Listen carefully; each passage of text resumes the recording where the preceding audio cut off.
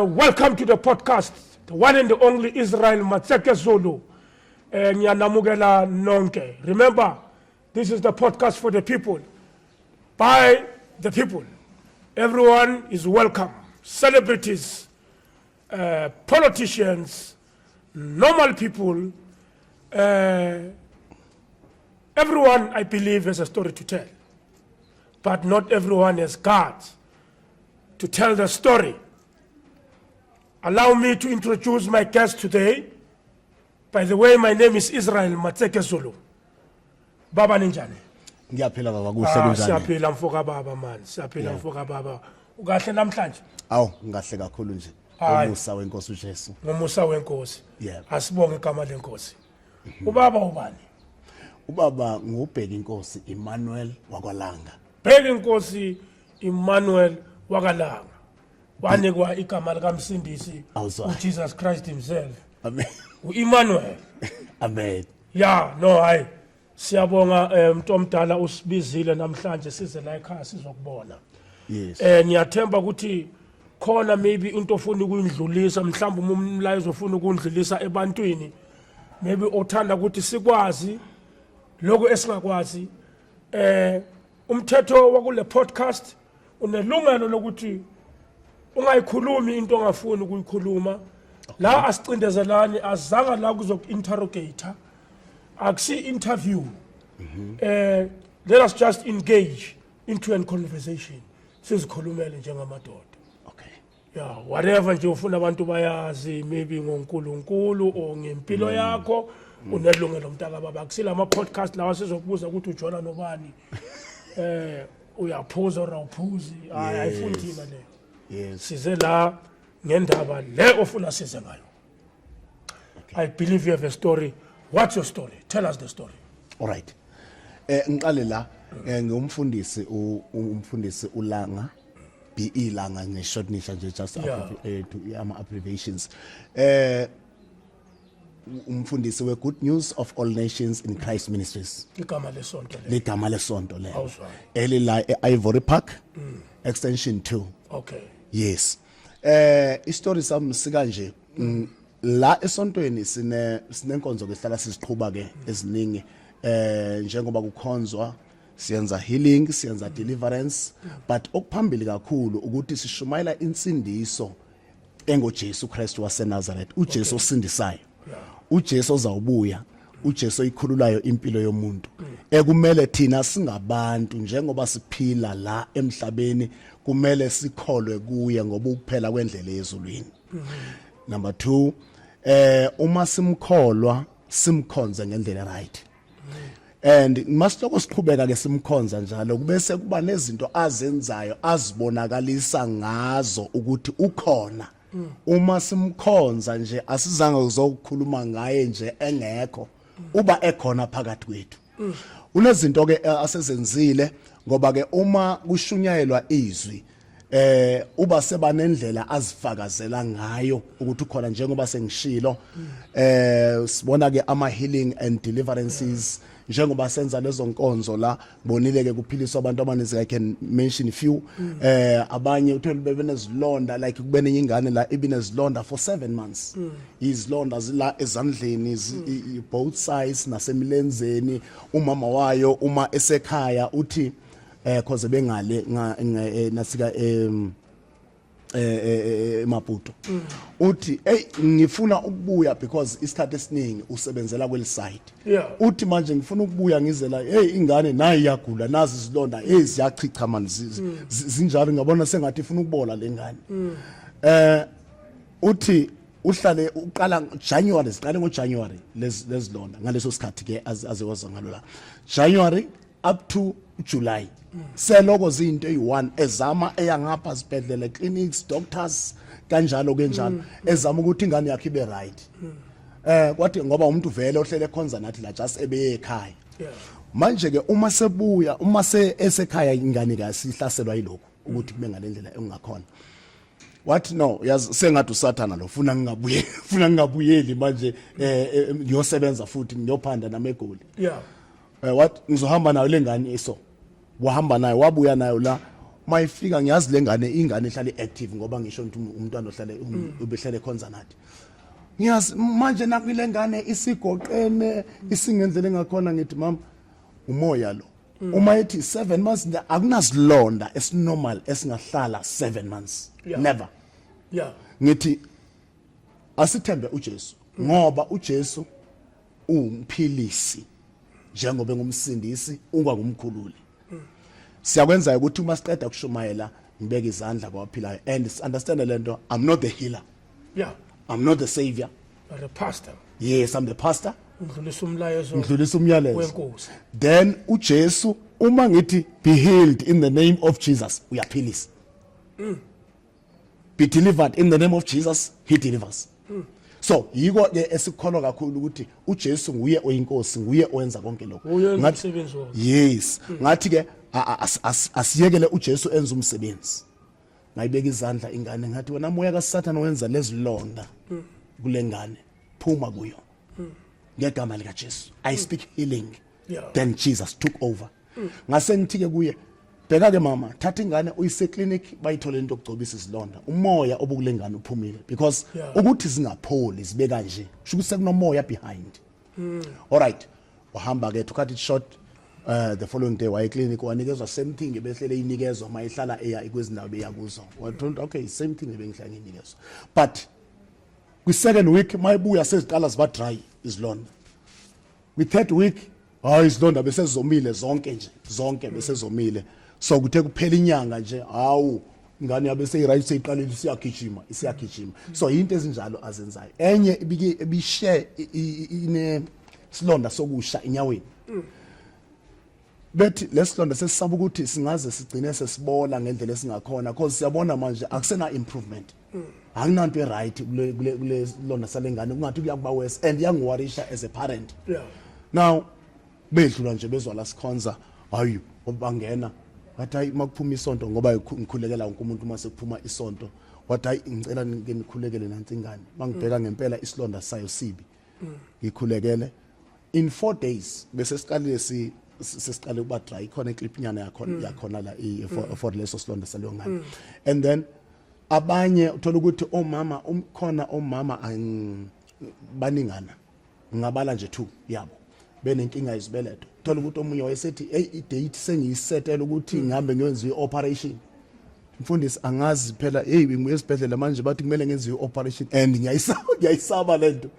ngithi ake sithembe uJesu simnikeze ithuba sibheke ukuthi akunanto angayenza yini ngalesimo ngase ngibeka izandla be healed egameni lika Jesu uthi mayifika ekhaya she just started bleeding wopha kanti kudraineka kuklineka lento bezayovulwa ikhishwe waba right was testa kwizinto abethi uma enalesifo ebebona ngathi ukuthi mangenza lokho ngiyazi ukuthi kuba inkinga mangenza lokho kuba inkinga waba healed ukusukela ngo so ke kuningi akwenzile uJesu yes kwabonisa ukuthi akusiyinto nje le akusikuthi nje ayisimane siyakhuluma nje ukuthi ukhona ini wazibonakalisa ukuthi ukhona isonto liqale nini siqale ngo2019 kule ndawo it's 2025 yes it's 2025 2021 22 23 24 25 olena 6 years yes isiphiwo sakho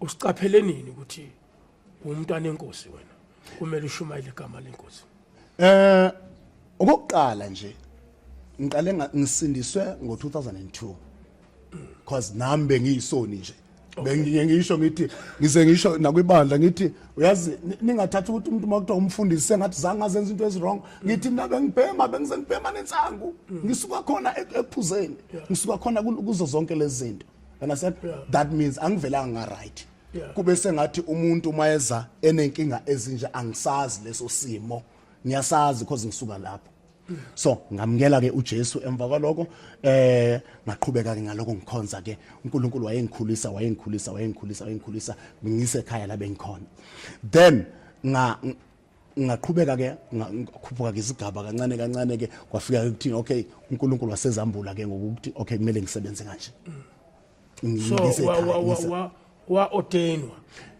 wabekwa ukuthi ekhaya ngiqale ekhaya before ngizoqala le iministry ministry esimele ngiqale ekhaya ngaqhubeka lapho ngishumayela ngenza konke kwafika la uNkulunkulu esethi manje angibe busy kakhulu because bazi ukuthi yini ekufuna ngibe ngiyayenza ngibe busy manje uthola ukuthi ekhaya must planta ibranch kule ndawo ukuthi okay sala uyibheke ngibheke ke lo branch for isikhathi esithize phinde futhi siqale kwenye indawo saqhubeka waya ube njalo umsebenzi up until kwazofika lesikhathi and ngeleso sikhathi ke bese ngenza lo msebenzi full time so uthola ukuthi uma ngibhizi ngale branch mase sisuka siya kwenye indawo siya kulondawo ngiyosebenza khona futhi siya kwenye indawo into engiyenzele futhi ke sengingasebenzi ngifocus kakhulu kulo msebenzi because uNkulunkulu ube nalonto wayizoyibeka ukuthi okay now akume ngale yakho imisebenzi it was a challenge. Have you ever worked a different profession than being a pastor? Maybe what are your talents aside of being a pastor? What is your skill?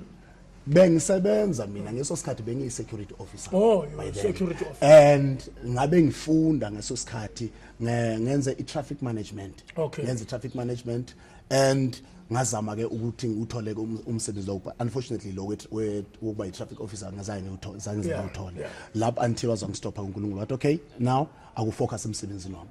Okay. So ke ngaqhubeka ngeleso sikhathi ke ngawenza ke lo msebenzi okumane ngibe lapha ngeso sikhathi wabeloko engikhulisa engifundisa ukusebenza more understanding more ngezinto zikamoya ukuthi kahle impilo yomuntu iyaboshwa and then kube namandla kaNkulunkulu akwazi ukuyikhulula impilo yomuntu. So up until ke kwazofika lesikhathi sokuthi akhe athi qala ke iyadingeka isonto kule ndawo qala isonto ilanga qala angizange vele ngisuke ukuthi ke mayithi hamba uyoqala iministry give ngisuke bese ngixhuma ngiya ngala. I remember one time I was crying refusing up until wazongitshela ukuthi wena umnandelo ukuhlala kwi-comfort zone that is umnandelo ukuthi uba sekhaya unabazali lapho ke spiritually and then ngaze ngabona ukuthi okay kuyafana mos uma ngaba ngizoresista kuzogcina sekuba ngenye indlela kwa motivatewa yini ukuthi uresiste yini besemqondweni wakho? No into ebenza ngiresiste ukuthi bese ngiunderstand ukuthi akuyona into easy umsebenzi onzima akuyona into easy inama challenges wakhona so ngithi hey yabona lokuthi ngizovele ngimane ngijumpele nje angiyithandi but ke ngagcina sengiba convinced ukuthi okay uNkulunkulu kusho ukuthi uma ifuna ngalendlela angeke ngiyiphikise ngabe ngizoqala ke eministry. So uzakhele la? Yes uzakhele kule. How long it took you to build this church? Ngoba siqale sasebenzisa itende ngo 2019 2020 ngisaqala ngo 2021 ulakha salakha la ihalf kusiloko sipatanisa nehalf yakhona neroof bese ihalf simane siloko sihlanganisa leso sikhathi ke kuthe uma sengizoqala le iministry wathi uNkulunkulu you are now free go back to work and then ukuzukwazi ukuraise ama funds to start this ministry. Yeah ngithi manje bengifuna ukungena lapho ukuthi kunamasonto la kubaka khona ama Ferrari. Okay. Shawe nge-first brick. Yabona ukuthi ala imali khona la. Hayi indaba zoganga la vele kusebenza imali. And then you look at your church. Your church is not exclusive. Yeah. It's not like the church I'm talking about. Okay. What do you feel about that? Ucabanga kanjani? I'll tell us something maybe singayazi. Tell us about why a church has to look exclusive. Singela ngama X5 stroke expensive. And then like isonto why liso uNkulunkulu usebenza kanjani? Ngendlela ucabanga ngayo o ngendlela wena lophiwe ngayo. Into engicabanga ngayo yilokho. kuyadepend ukuthi baqale nini nabasebephezulu Yeah. mhlawumbe uzothola ukuthi nabo banezistories zabo bangazikhuluma ukuthi Baqala phansi. akumananga kwavele kwasoka ilama face break akumananga kwagcwala imoto akumananga kwaba into zangathi zihamba kahle. I believe every servant of God has a story to tell. Yeah. Ungathola ukuthi nabo bangathi umuntu hey phela saqala etendeni Yeah. saqala saphuma sayemkhukhwini saphuma senze kunzima. Yeah. So angihlupheki kakhulu because Yeah. ngesikhathi ngikhona kwi-ministry ngibonile ukuthi uNkulunkulu unala aqala khona nomuntu and into enginikeza futhi ukukholwa kokuthi asiphelelanga la. Yeah. We started in the tent sasuka ke manje sisemkhukhwini asiphelelanga la siyedlula kunala siyakhona. Yeah. Umuntu uyothi masebona hawu naku sekuthe kwaphezulu kwangathi ilamasonto vele besazi ukuthi indawo ehlala igcwele imoto eziningi level ephezulu athi akusho ukuthi nabo bavele balapho kanti nathi we have a story to tell. Where were you born? Eastern Cape. Or you from Eastern I'm Cape? from Eastern Cape originally. Yes. Or then you come to Johannesburg, Yes. uzosebenza, wabona ukuthi uzoseva noNkulunkulu ngapha. Yes. Manje mona lesonto leli elibukeka ngathi li rich elinama Ferrari kuzabo ma orange ama celebrity bathu nenyoka bathu bophile. What's your take on that? Uyabona ke lapho kuyimfihlo yakhe umuntu Yeah. ukuthi Wazena. uye ukuthi Wazena beliphi ukuthi side. uye kuphi? Uyabona kufana nje nokuthi kuthiwe lo uthunywa uNkulunkulu lo kathunywa uNkulunkulu isecret yakhe leyo. Ukuthi ngempela eyakhe isecret iyini ukuthi ukwazi ukuphumelela. So angifuni ukuzifaka kakhulu Yeah, kuloko ukuthi uma engathi uyaphumelela ngibese ngithi unokurongo akwenzayo Ubophile. lokho okwakhe noNkulunkulu. Kwakhe noNkulunkulu.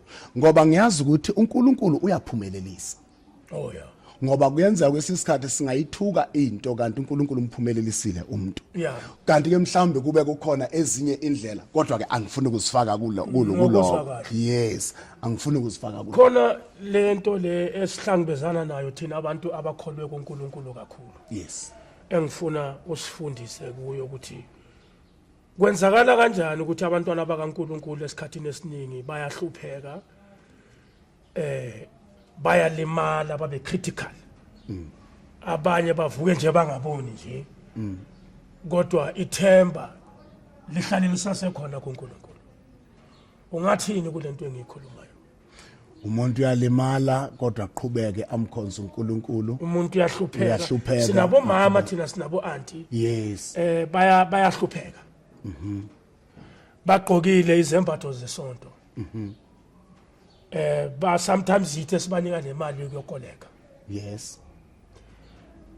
Umbuzo wami mina njengomuntu ophilayo wasemhlabeni. Ngithi kanti kahle why bangaphumeleli bona? Baphile kahle. Ngibona bahlupheka mina. Mara uNkulunkulu asimlahli kuloko kunjalo. Ngakhulela esontweni nami. Okay. Ne talent lami ngalithola esontweni ukuactor. Okay. Ngoba isonto ngithatha nje ngendlu mangimotivate abantwana ngithi yana esontweni. Ngoba umntwana onganabani onganani umntwana kaNkulunkulu ithemba lakhe kumele libe lapho. A church is a house of hope, a restoration of faith. But mangibheka ilife yami esikhathini esiningi it's more difficult than abantu engiphile nabo engibabonile empilweni. Mara angisho ukuthi uNkulunkulu ngiyamgxeka ngiphumelele mina. Yeah. Ngiyaphumelela futhi. Ngiphumelela ukubandlula futhi abanye. Mara nginemibuzo manje ukuthi ori usuka khuluma nathi ori hiyo indlela le azibonisa ngayo njengoba uyibekile emacaleni masikhuluma ukuthi kunezinto eziningi le uJesu abonisa ngazo ukuthi ukhona mhlambe ukulimala kokubonisa ukuthi ngifuna ukukulimaza wena after ulimele ngikuphilise ulokulimele or ngikuxhwalise ngiphinde ngikuhambise angazi ukuthi ngiyazwakala na Ngiyayizwa. ngifuna impendulo nje ngesoja la kaNkulunkulu Yes. njenge messenger wena othunyiwe ukuthi usifundise uNkulunkulu thina laba esinokudideka ngaye. Sometimes sithole ses off ramp ayangisayo esontweni. Ngathi manje esontweni kula ngihlupheka khona. Njengezihlalele nje. Why abakithi baso. Ngapha next door abasonti mara. Bayaphumelela. Asike sindlale nje. Ngiyazi abantu basimamele. I'm a voice for the voiceless. I represent the people. Angezi represent mina as an individual. Yes. Lembuzo le engiyibuzayo. Umbuzo obuzwa yifamily yonke. Yes. Ethembele kuNkulunkulu mara ehlangabezana neinkinga esikhathini esiningi. Neinkinga esibhekana nazo Yeah. imihla yonke. Engakusho ilokho. Kube nento inkosi uJesu eke yayikhuluma kubafundi bayo. Ithi akunamkhonzi ongaphezulu kwenkosi yakhe. Ningamangali uma izwe linizonda. Yeah. Ngoba nami lingizondile qala. And kusho ukuthi ke lowo ubapaintela ipicture ukuthi yazini ukuthi nizawuhlangana nezinhlupheko emhlabeni. Kodwa uma zifika lezi nhlupheko azisho ukuthi angisekho. Yeah. uNkulunkulu. Yeah. Akusho ukuthi angisekho. Yeah. Nizawungabi nako okunye. Kodwa lokho akusho ukuthi ngizobe ngingasekho uma ningenako. Kwesinye isikhathi nizawungaphatheki kahle, ningamkeleki kwezinye indawo. Yeah. Akusho ukuthi ngizobe ngingekho. Kwesinye isikhathi sihambe kahle izinto. Akusho ke futhi ukuthi sengiwuNkulunkulu kakhulu ngoba zihamba kahle izinto. Ibuya ke manje ize kwi life yethu generally singabantu. Singabantu asifani kuyenzeka omnye zisheshe into zakhe. Asazi ukuthi uNkulunkulu uba ehlele njani. Yeah. Omnye kuhambe kanzima. Kodwa uthola ukuthi mhlawumbe uma eqhubeka lo muntu eyaphambili, kuhamba kuya kushintsha ilife yakhe ephinde be right. Yeah. Ngicabanga ukuthi uNkulunkulu ngomuntu ngamunye okhona unento afuna ukuyibhala noma angaze lo muntu ayishiye bayifunda abantu ngaye. Bese kuyadependa ukuthi umuntu lowo uyithathe kanjani. Yeah. Sibuye sizela kunamadoda lapha ku Daniel, ibook of Daniel. Laba bantu bebekhonza uNkulunkulu. Njengoba bekhonza uNkulunkulu bahlangana nezinhlupheko zoba kufuneka kushintshwe kwa indlela yokukhonza. Yeah. Kuthiwe okay ke now sesawukhothamela lesi statue. Now it's a test of their faith. Ngoba bona bazi uNkulunkulu odale izulu nomhlaba akumele ke babe nomunye uNkulunkulu ngendlela bona abafundiswe ngayo. Baqhubeka bakhonza uNkulunkulu bona bakhothamela uNkulunkulu kwaze kwagcina ke sebakhona abampimpayo ukuthi hey laba bantu njema uthe wena king akukhothanywe kulokho. Bona abakwenzi lokho. Yeah. Bathathwa ke baziswa la because bekuthenjisile ukuthi ke ongakhothamanga la uyolahlelwa emlilweni. Bona bafeyila ukhothama. Yeah. Futhi bakwenza uyabuza uking nikwenze ngabomi yini. Futhi uzibanikeza second chance ukuthi okay ke mhlambi let's say nenze I mistake. Yeah. This is your time. You can Yeah. bow now. Lo buze ngamabomu lo mbuzo ngoba we as Africans, Yeah. I believe we are the only nation that has received Christ Yeah. more than any other. Singabantwana bamaKristu. Sizalwa abomama abakholiwe. Inkolo yethu yiyo leyo. Yeah. So ukuphendula kwakho kududuza labazalwane laba abanok off ramp abathi ay awuNkulunkulu ngathi uyasibhayizisa. Sengathi akasekho. Ngizwa kahle mntaka baba. Yeah. Ngizwile ukuthi uke wahlangabezana nenkinga. Wadutshulwa. Awusithatha usibeke ukuthi kwenzakaleni. And then after lapho azang waba nomcondo ukuthi hayi ngiyamjikela uNkulunkulu manje. Ngidutshulwa kanjani makubi yimi umfundisi yimi umntana kaNkulunkulu yimi engimkhonzayo engikhathalele abantwana bakhe bemimoya ephukileyo nezinhliziyo ezidabukileyo yimi engibaqinisayo. Naku ke manje kudutshulwa mina. Mina ke manje. Nokuphi uNkulunkulu makunjalo? Okay. Angazi ngoba ngine story ezi3. Zindlale zonke mfoka baba. Esokuqala Yeah. ukuthi ngengazo attackwa la esontweni. Yeah. Obasa last direct. La phakade esontweni. Last con. Yeah. Okwesibini kwaukuthi ngadutshulwa ngibuye emsebenzini. Okay. Okwesithathu baphinde babuya bazohlasela la esontweni futhi. Hayi ke babehlomile ke lapho. Bebazobamba inkunzi. Abantu abazobamba inkunzi. Bafuna le mali yomnikelo. Ngicabanga kanjalo ngithi instrument phela kunama drum. phela kunento ezizikhalisayo la sithi mhlawumbe kuyothathwa nazo lezo speaker kuyothathwa na because asinananto eningi ekhona la mari bazofuna Nabazalwane bayolaliswa phansi kuthathwa amafoni kube namaphess wonke umuntu phansi. phansi zonke Hey banesibindi labo bantu man. Yo.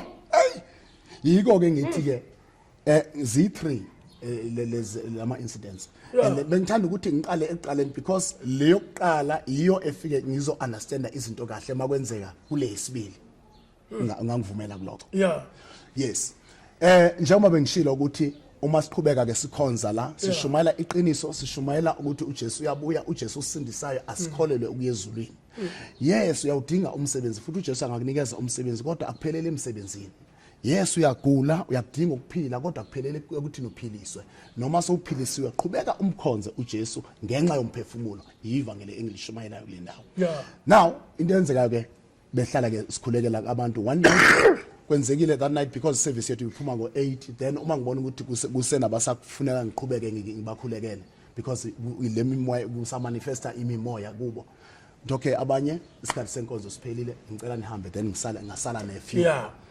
Manje ke kutheke sesiqedile ukukhuleka la masithi sizothatha instrument I remember well bengila ngithi ngizothatha ispeaker la sivulile emnyango hey nawu kutheleka abantu bangena abantu mhlawumbe lapha 5 or more than 5. Yeah. Wonke umuntu abona mosibangena abantu ngobuningi babambe attention yenu. Yeah. Hayi sithi siyabheka wonke umuntu wabheka mangibheka ophambili Tonsikani. wakhipha isibhamu.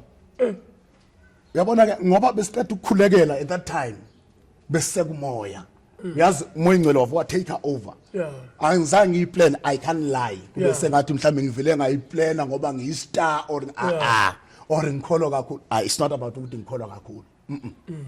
So them I keep on isbam might you preach in the name of Jesus. Mangithi in the name of Jesus what might you dubula sajema isbam.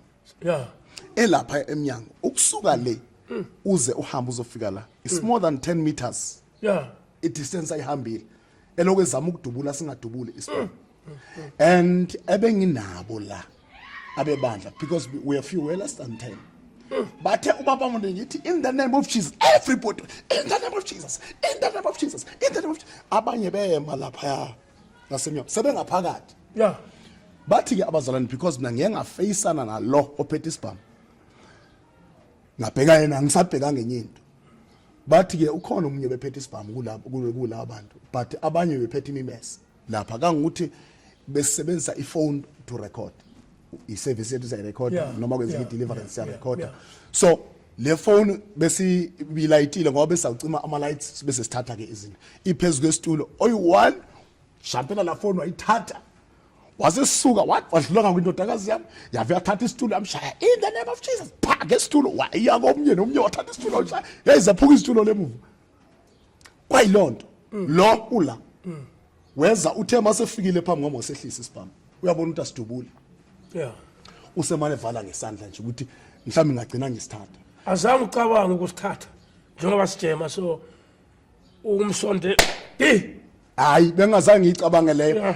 Just nje manje ngibheka ukuthi okay isibhamu singasebenza angisho phela into yenzeka fast. Yeah phela mase kwenzeka hey yenzeka fast. Awucabangi Yenzeka fast. So uthe uma ibheka emva nje makunale nto manje ukuthi sekukhala izitulo kulako nje kuba ngumsi in the name of Jesus. Wavojika ubaleka. Ayijike ebheke emnyango naba baleke bephuma emnyango. Ngamgijimisa. Ngimgijimisa uma ingcwele mangiyalapha kulesa step. Uthi yehla uzawudubula kanti sephumile emnyango. Uthe mangithi kwabe kuthi pha isibhamu. Yeah. A gunshot. Yeah.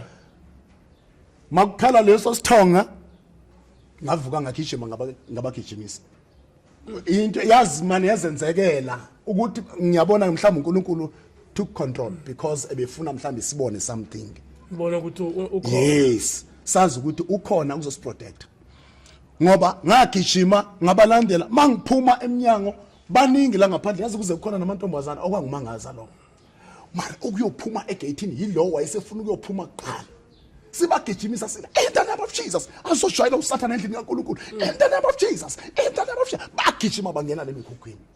That was the first incident. Yeah. Then saqoqa ke izinto sami sawuzibeka the following day, it was Saturday. The following day sizabuya ke size enkonzweni siyaza ke ekseni mangithi ngathola i-cartridge sinayo i-picture yakho nazokhoma mase siqedile ngathola i-cartridge yakho la then ngayisa emaphoyiseni. That proved ukuthi it was a real gun. It was not a toy gun. But uJesu uyombamba usathana esethi uzochitha umsebenzi kaNkulunkulu.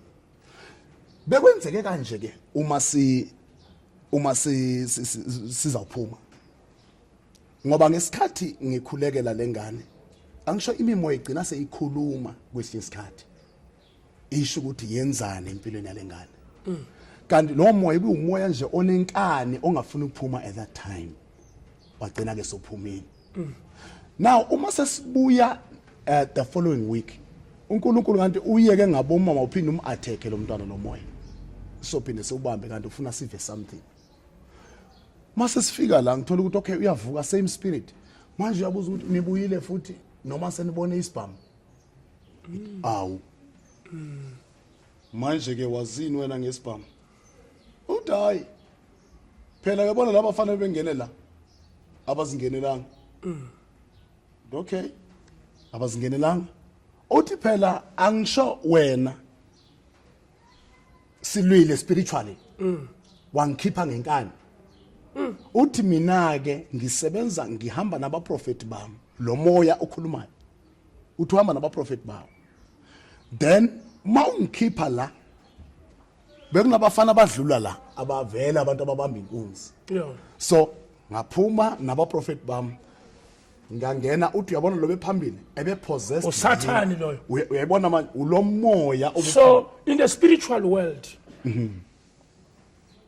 ufila kanjani or uzwani makakhuluma nawe ukhuluma ngezwi o umuzwa njani angisho usebenza phela ivoice yomuntu njengoba ukhuluma nje uyabona molo uyamkhuluma in the name of Jesus phuma moya ngingasathana lo mzimba bese yakubavethi angiphumi angiyindawo angiyindawo uzongenzani phela kuyenzeka lo uthi phela lemimoya angisho iyatshelwa khuluma umuntu live umoya uyatshelwa ukuthi awuzowenzani empilweni nalomuntu ukuthi ngibambe ukuthi lengane asoze isebenze ngi-experience kaningi lokho la ukuthi lengane sinqumile ukuthi ayingazi isebenze into esithi i-assignment yethu ukuthi sizoyivalwa ingazi isebenze or ingazi shade bamthembise mase kumele umuntu afulfill ipromise udla phansi uthi baxoshwa yithi lawo bantu imimoya ayiba ihamba iphakathi kwabantu but amandla wenkosi uJesu masefikile afika aqashule lawo maketanga kangukuthi into engize ngayithola ngizakuse kuthini lama attacks angaka abuyapi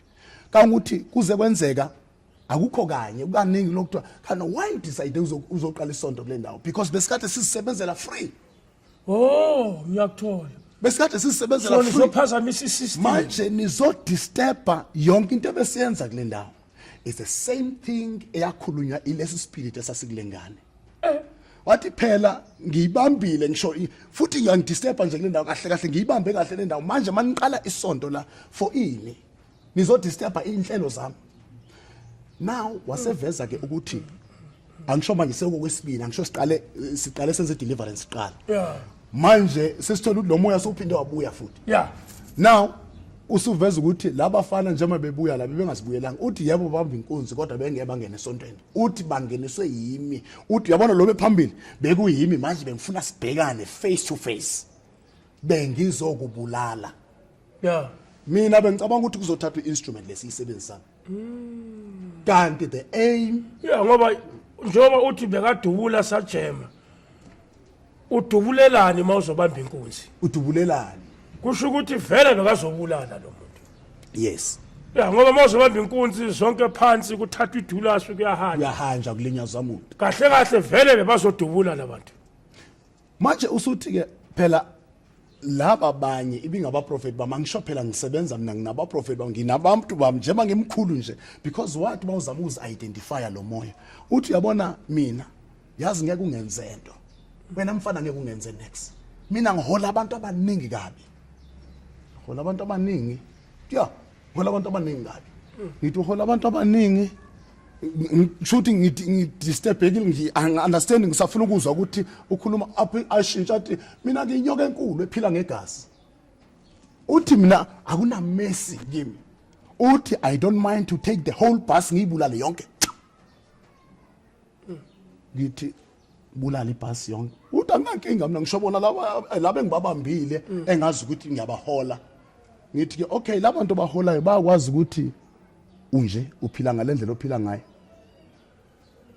athi no abazi bonke abanye bayazi labo ngiyabasebenzisa abanye laba aba innocent abangezi nokwenza abaza nje ukuthi mabeza kimi bazothola usizo uthi laba aba innocent ibone ngibabulala I don't mind to take the whole bus ngiyibulala utheke manje now sesizindaweni ukuthi ireason yokuthi athi uzongibulala yini uthi wena ungenze ngakhuluma izinto engamele zaziwe ngabantu. This is a spirit esikhulumayo. Wenze ngakhipha ama secret ebengamele kwakhipha because abantu bangithemba kusho lo moya uthi bayawuthemba because bona babona enye into abayibiza kahle but wona secretly uya destroy impilo zabo into ayiveza manje uthi uzawuveza lezo zinto kangukuthi that's why la phone yaba into yokuqala ukuthi ithathu ihambe nale information now wena ifa because uzonivezisa lezi zinto yaba into say understand ngolohlobo ke lefina into what you're saying is that all the devil worshippers basenkingeni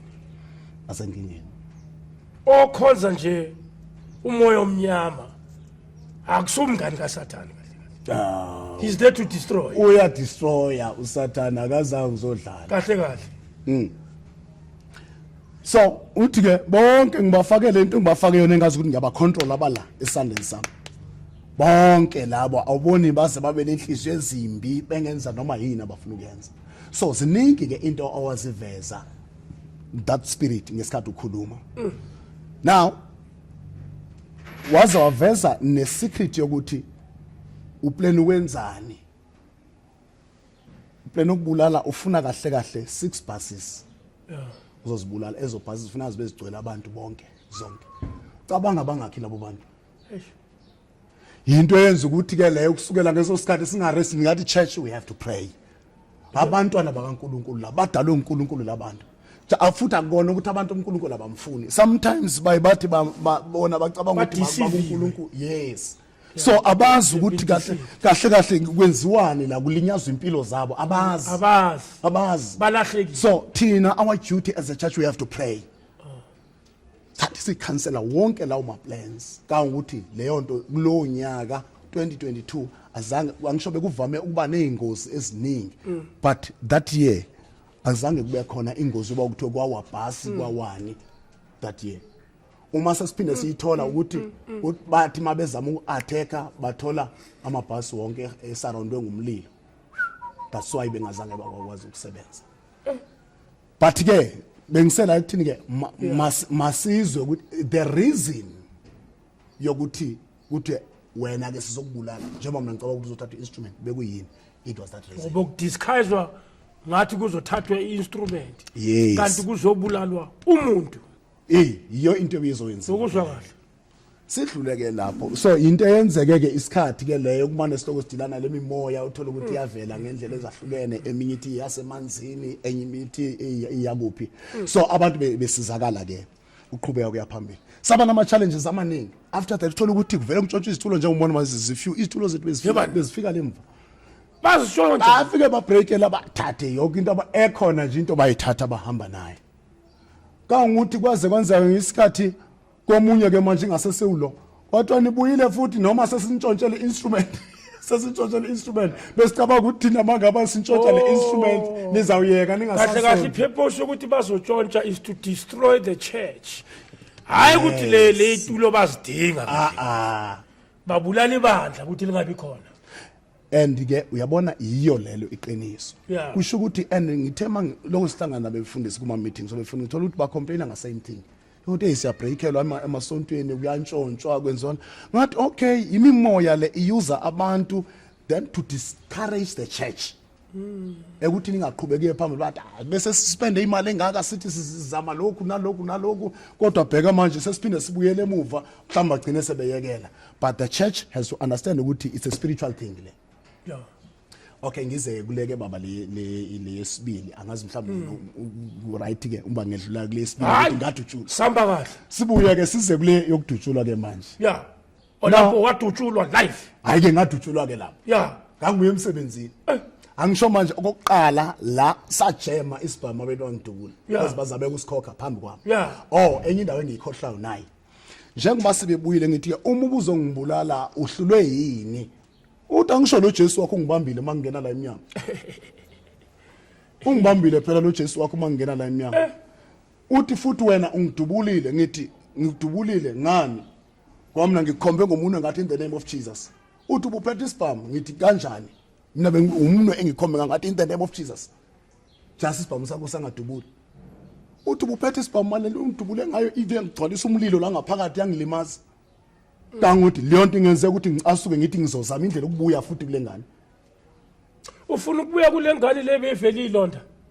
omunye lo akusiwo Lo muntu bathi angasebenzi angashadi. ungashadwa kungasetshenzwa Ungahlangani next. kuthiwa ke futhi lapho ke sibambe the whole family lapho siyibambile the whole family into yayivesa kulo ngane and then sibuye ke size la ngiqhubeke ngesebenza ngisho phela ngithe mangizoqala iministry wangiye uNkulunkulu uthi okay ibuyele emsebenzini then ke wangisiza uNkulunkulu ukuthi ngaspenda more money ekuthini ni finance ibandla ngathenga ama instrument ngathenga izitulo ngathenga ini kwathi namasa senza le ndawo ngathi okay because ke kuyenzeka into ibandla thola ukuthi by on and off baba khona abantu uthi sengathi bayeza ubone sebengathi bayafuka into enzekayo le Baphuka umoya. ngathi okay into angiyenze angingabheki kakhulu ekuthini ibandla elizowakha. I spent my money isikhathi esiningi and that worked for me. Yeah. It helped me. uNkulunkulu waze wangibusisa ngabona engishintsha ngisho neaddress. Yeah. Phela bengihlala la emkhukhwini ngesikhathi ngiqala Yeah. ngesikhathi ngiloko nginikela ngitshala la ngikhipha lo 1000 uma ngine 3000 ngiyathatha ngiyalahlela uma ngine 4000 ngiyathatha ngiyalahlela uma ngine 5000 ngiyathatha ngiyalahlela ngithi Nkosi uJesu ngiyacela into engayifuni ngihlele kulomkhukhu ingane zami sezindala. Phela sihlale kulomkhukhu siseba ingane zami zisencane kuse easy ukuthi bahlale eroomini eyi1 kwi bedroom eyi1 so now badala ngiyacela unginikeze indawo yokuhlala indawo right what don't worry wena yakha indlu yami mina ngizokhe yakho so nganikela believing that word which says silver and gold belongs to me says the Lord ngathi angidliwa uNkulunkulu and futhi lanto yangenza ukuthi ngikwazi ukubafundisa abantu ukuthi guys when you are offering ungayithathi sengathi uyadliwa you are helping yourself more than helping the church oyena umuntu ogainayo nguwe ngithi ngiyibone kimi ngithi umkhukhu wami usekhona la umkhukhu wami nabe ngihlala khona but ngokuqhubeka nginikela ngesikhathi ngenza le ndawo uNkulunkulu ngambona senginikeza u4 bedroom indawo yokuhlala ngine garage kwa right konento zongendlela right ngathi kimi inkulu mhlawumbe umuzwa angasitsheli ngaleyo nto into ezincane lezo kimi into enkulu because babe ngihlala emkhukhwini. Understand? So ngabona impilo yami ishintsha because of giving enye into important kakhulu leyo so yaqhubeka ke impilo yami yaba right ngesikhathi ke ngilo ngisebenza ke ngiqhubeka ngisebenza le kuzothi uma ngibuya emsebenzini because leyayo ukuthi singenele la ibe yenzeke ngo2022 saloko siqhubeka ke sikhonza siqhubeka sikhonza and then kuzothi ngo2024 24th April mangibuye emsebenzini njengoba ngithi mina kahle bengi full time kwi ministry bengingasebenzi before bengenza umsebenzi kaNkulunkulu kulo ngibangapha ngingapha and uNkulunkulu enginayilela ngendlela nje right so now wathi mangibuyela emsebenzini wathi ungakhohlwa ungacabanga ukuthi ubuyela ukuyohlala le kunesikhathi la ngizofika ngithi mina ichayile phuma. That week I remember well uma ngizohlangana lengozi kwi following week kwi last shift yami ngangisemsebenzini usengibuyisela back ukuthi uyakhumbula ukufika kwakho la usengibreakela down angibonise ama plans ebenziwa against mina nento ebeziplana nje usathana ukuthi ngeke ngilimale ngendlela exakile mhlambe ngagcina sengishona because indawo isebenza kuyindawo yensimbi ngagcina ulimala kakhulu. Ungibonisa ama plans kaSathana nento angiphunyulise kuzo ngathi wow ngiyabonga inkosi uJesu ngendlela ongiphunyulise ngakhona. But ke now ngicela ke uma sokuthi ke ishayile sengiqedile la sengizoso nawo. It was my last shift. Then mangibuyela Monday emsebenzini waqala kwenzeke nje into ezifana inyana nje into ibingekazi yenzeka mangivuka ekseni imoto iphantshi isondo akwazi behlala imoto yami bengafani iphantshi isondo phantshi isondo ngastruggle ukuya emsebenzini. The following week njengoba uphantshi isondo the following day mangena ePretoria etown imoto yafika cima kuphela ibit kanti bese iyeke ialternator bese ingasacharge ngabafone ngathi hey guys now manje ngale nkinga ngizonakana lento the whole day ngagcina ngayanga emsebenzini. The following day ngaya emsebenzini kanti mangibuya ngizawudishula. Yenzeka kanje ke ePretoria kunento abathi ama spike bengayazi mina ngizwe N4 yona bese imoto yajema kubanjwa inkunzi. Yes, but angazi 3 angazi one R80 or R8 angazi in but most ePretoria etown uphuma uya kwelside esosha nguve uyafika ngasezibhasini lezi zase Padco bese uyathena kunala cave nyana Maraba start look Maraba start Church Street seyichenjile igama le Church Street angazi yini inkomo moya sosha nguve mapopani. Yes mawubamba iline eya lapha. Yeah. Manje ke mawuphuma etown mawuphuma nje kunalama garage I2 enye ngapha market la uyedlula no sengisho sowuphumile so lezansi so lenzansi kuna robot eliqondene namabus lawo sePadco. Okay, uyedlula uKeve nje nayo bese ujoyina ke manje indlela le ungathi freeway nje ngoba ziyale eziyale then kube nespace ezinye siza ngapha. So kuleyo ndlela uthi mawuhamba ke uqeda kuKeve uhambe straight bese uphuma phansi kwebridge. Mina bengiphuma phansi kwala bridge ngiza ngapha sengibuye emsebenzini. Yeah. Mangiqeda ukudlula leyo bridge kanti kunetshe elibekwe phakathi endleleni engixetshe ngalo. Futhi uNkulunkulu sometimes kwenye itrap yakuyeka ungene for a reason. That's why besikhuluma ukuthi kuyenzeka omnyamiyeke nje ahlupheke for a reason. So ngangena ngilibone bengiqale wangathi nje ngathi ibox nyana nje mhlambi isendleleni mhlambi into embashile nje. Mangiya ngithi ngilight imoto yashesha phela. Mangithi ilitshe ngathi ngiyazama ukuavoid angalishayisa. Yeah. Ngeza ukuthi isondo libhamukile. Abayaziyo ke inendlela njengoba kukhona eziyale kube khona eziyale kunendlela abazenzele yona abantu because indawo lokuhlupha ngetraffic kakhulu le ngakula bridge.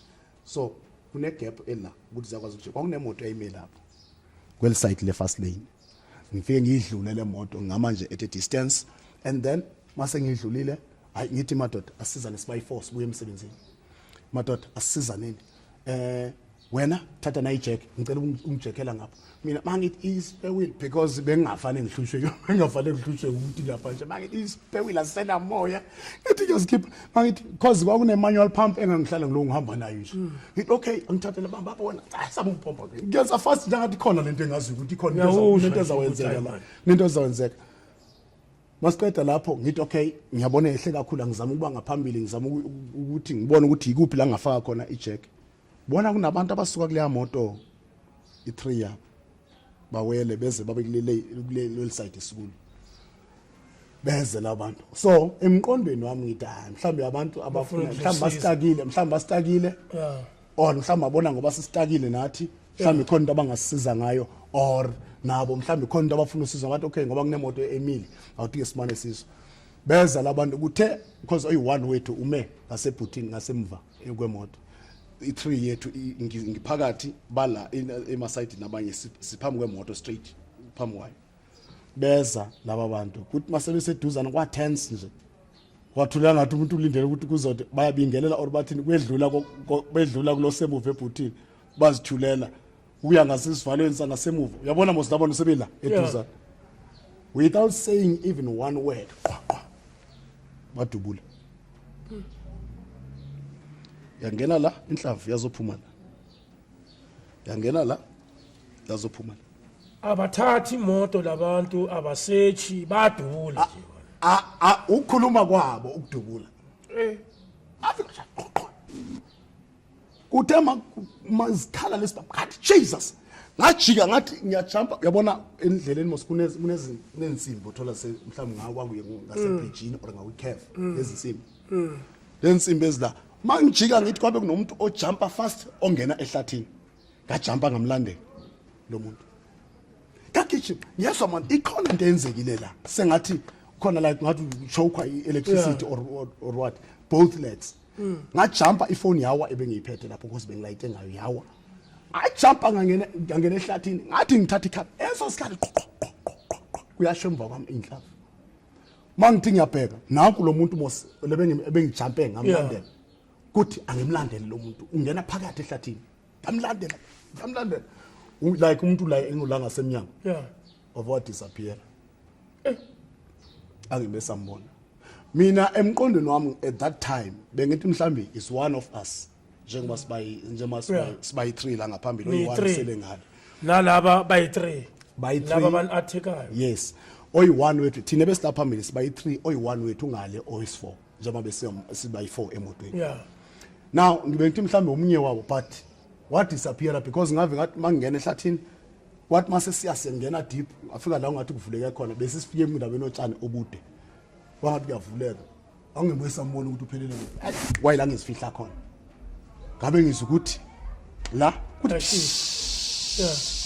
igazi liphuma ngathi tap ngasifihla ke lapho ngiyezwa bathi hey ukhona umunye ongenela mangizwa umuntu wabambile bonke labo bantu labantu bengihamba nabo then ubani lo bengilandela I understood it later ukuthi it was an angel in a human form just to give me direction because I was a target and I didn't know that so ngesikhathi ngizifihlile uNkulunkulu uyavela kukubi baba uyavela kukubi ngesikhathi ngizifihlile lapho kuvuka ama questions amaningi kuyaphithizela nje enkolo nami okay okokuqala uNkulunkulu ngiyazi unamandla ukusivala isibhamu I know that I don't doubt it yenzeka phambi kwami la waphuma sabagijimisa abantu bephethe izikhali now okay this time singishayile bese ngithola ianswer ngokusheshsha kuthi uyazi ukuthi la ubuzobulawa and you were the target and ngempela mangibheka ngiyireader lento lo muntu uvela wangathi umuntu owaziyo lo muntu aze kuye because bekunomuntu obeseduzane la kibo mina ngimithi uvela wakhetha mina kongathi umuntu oye watshelwa kahle ukuthi nanku ke loze kuye uthi you are the target we ubuzobulawa ungazange uzolinyazwa la bese uyangikotela ke lokho uthi uyabona okokuqala angisho mina ngiconfuse ukuthi why now singishayile isibhamu qala ubesivalile usethi physical pain is a part of the ministry wasengikotela kwiActs kwincwadi yezenzo chapter 16 amadoda amabili uPaul noSilas uthi laba bantu njengoba nazi ukuthi baboshwa bafakwe ejele zange bavele bathathwe bafakwe ejele laba bantu one bahumiliatewa bakhumuliswa impahla bahanjiswa nqunu phambi kwabantu that is humiliation it's part of the ministry number 2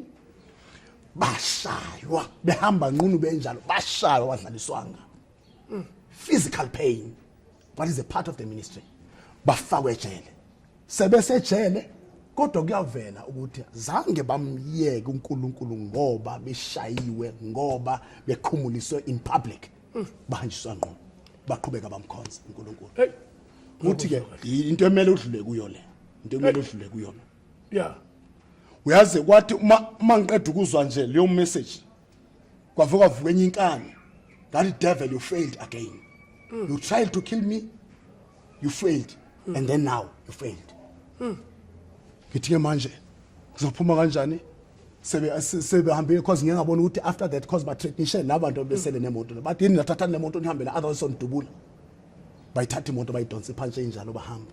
That's the second accident Yesibili ke le. which has made you go to hambe ngala crashes. Ngihambe ngalama crashes. Okay.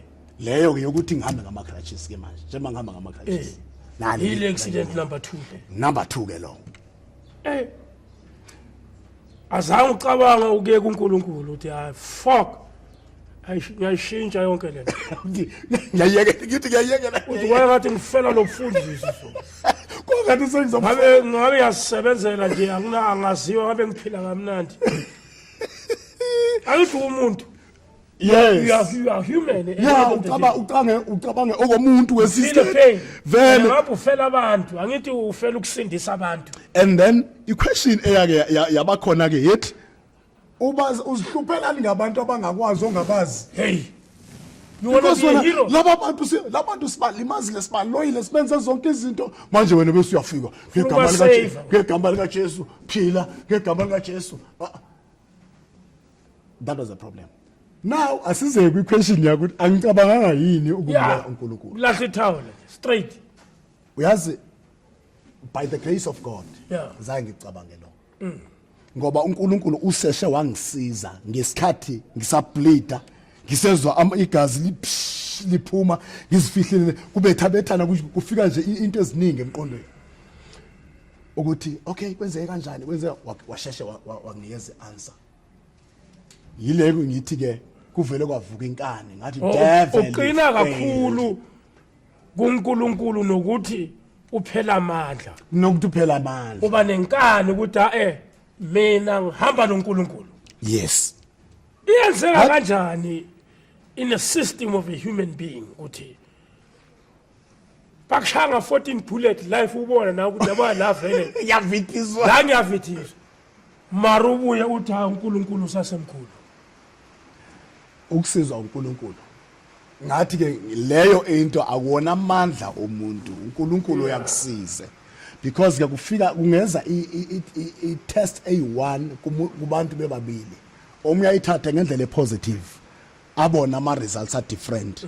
Lo oyithathe negative uzobona wakhe ama results are different kulo because lo mhlawumbe ubona wasola ebephela uNkulunkulu kushuthi yamanga kwayilento wamanga mawuthi we promise in your word you said I'll never leave you nor forsake you but where am I now look at me.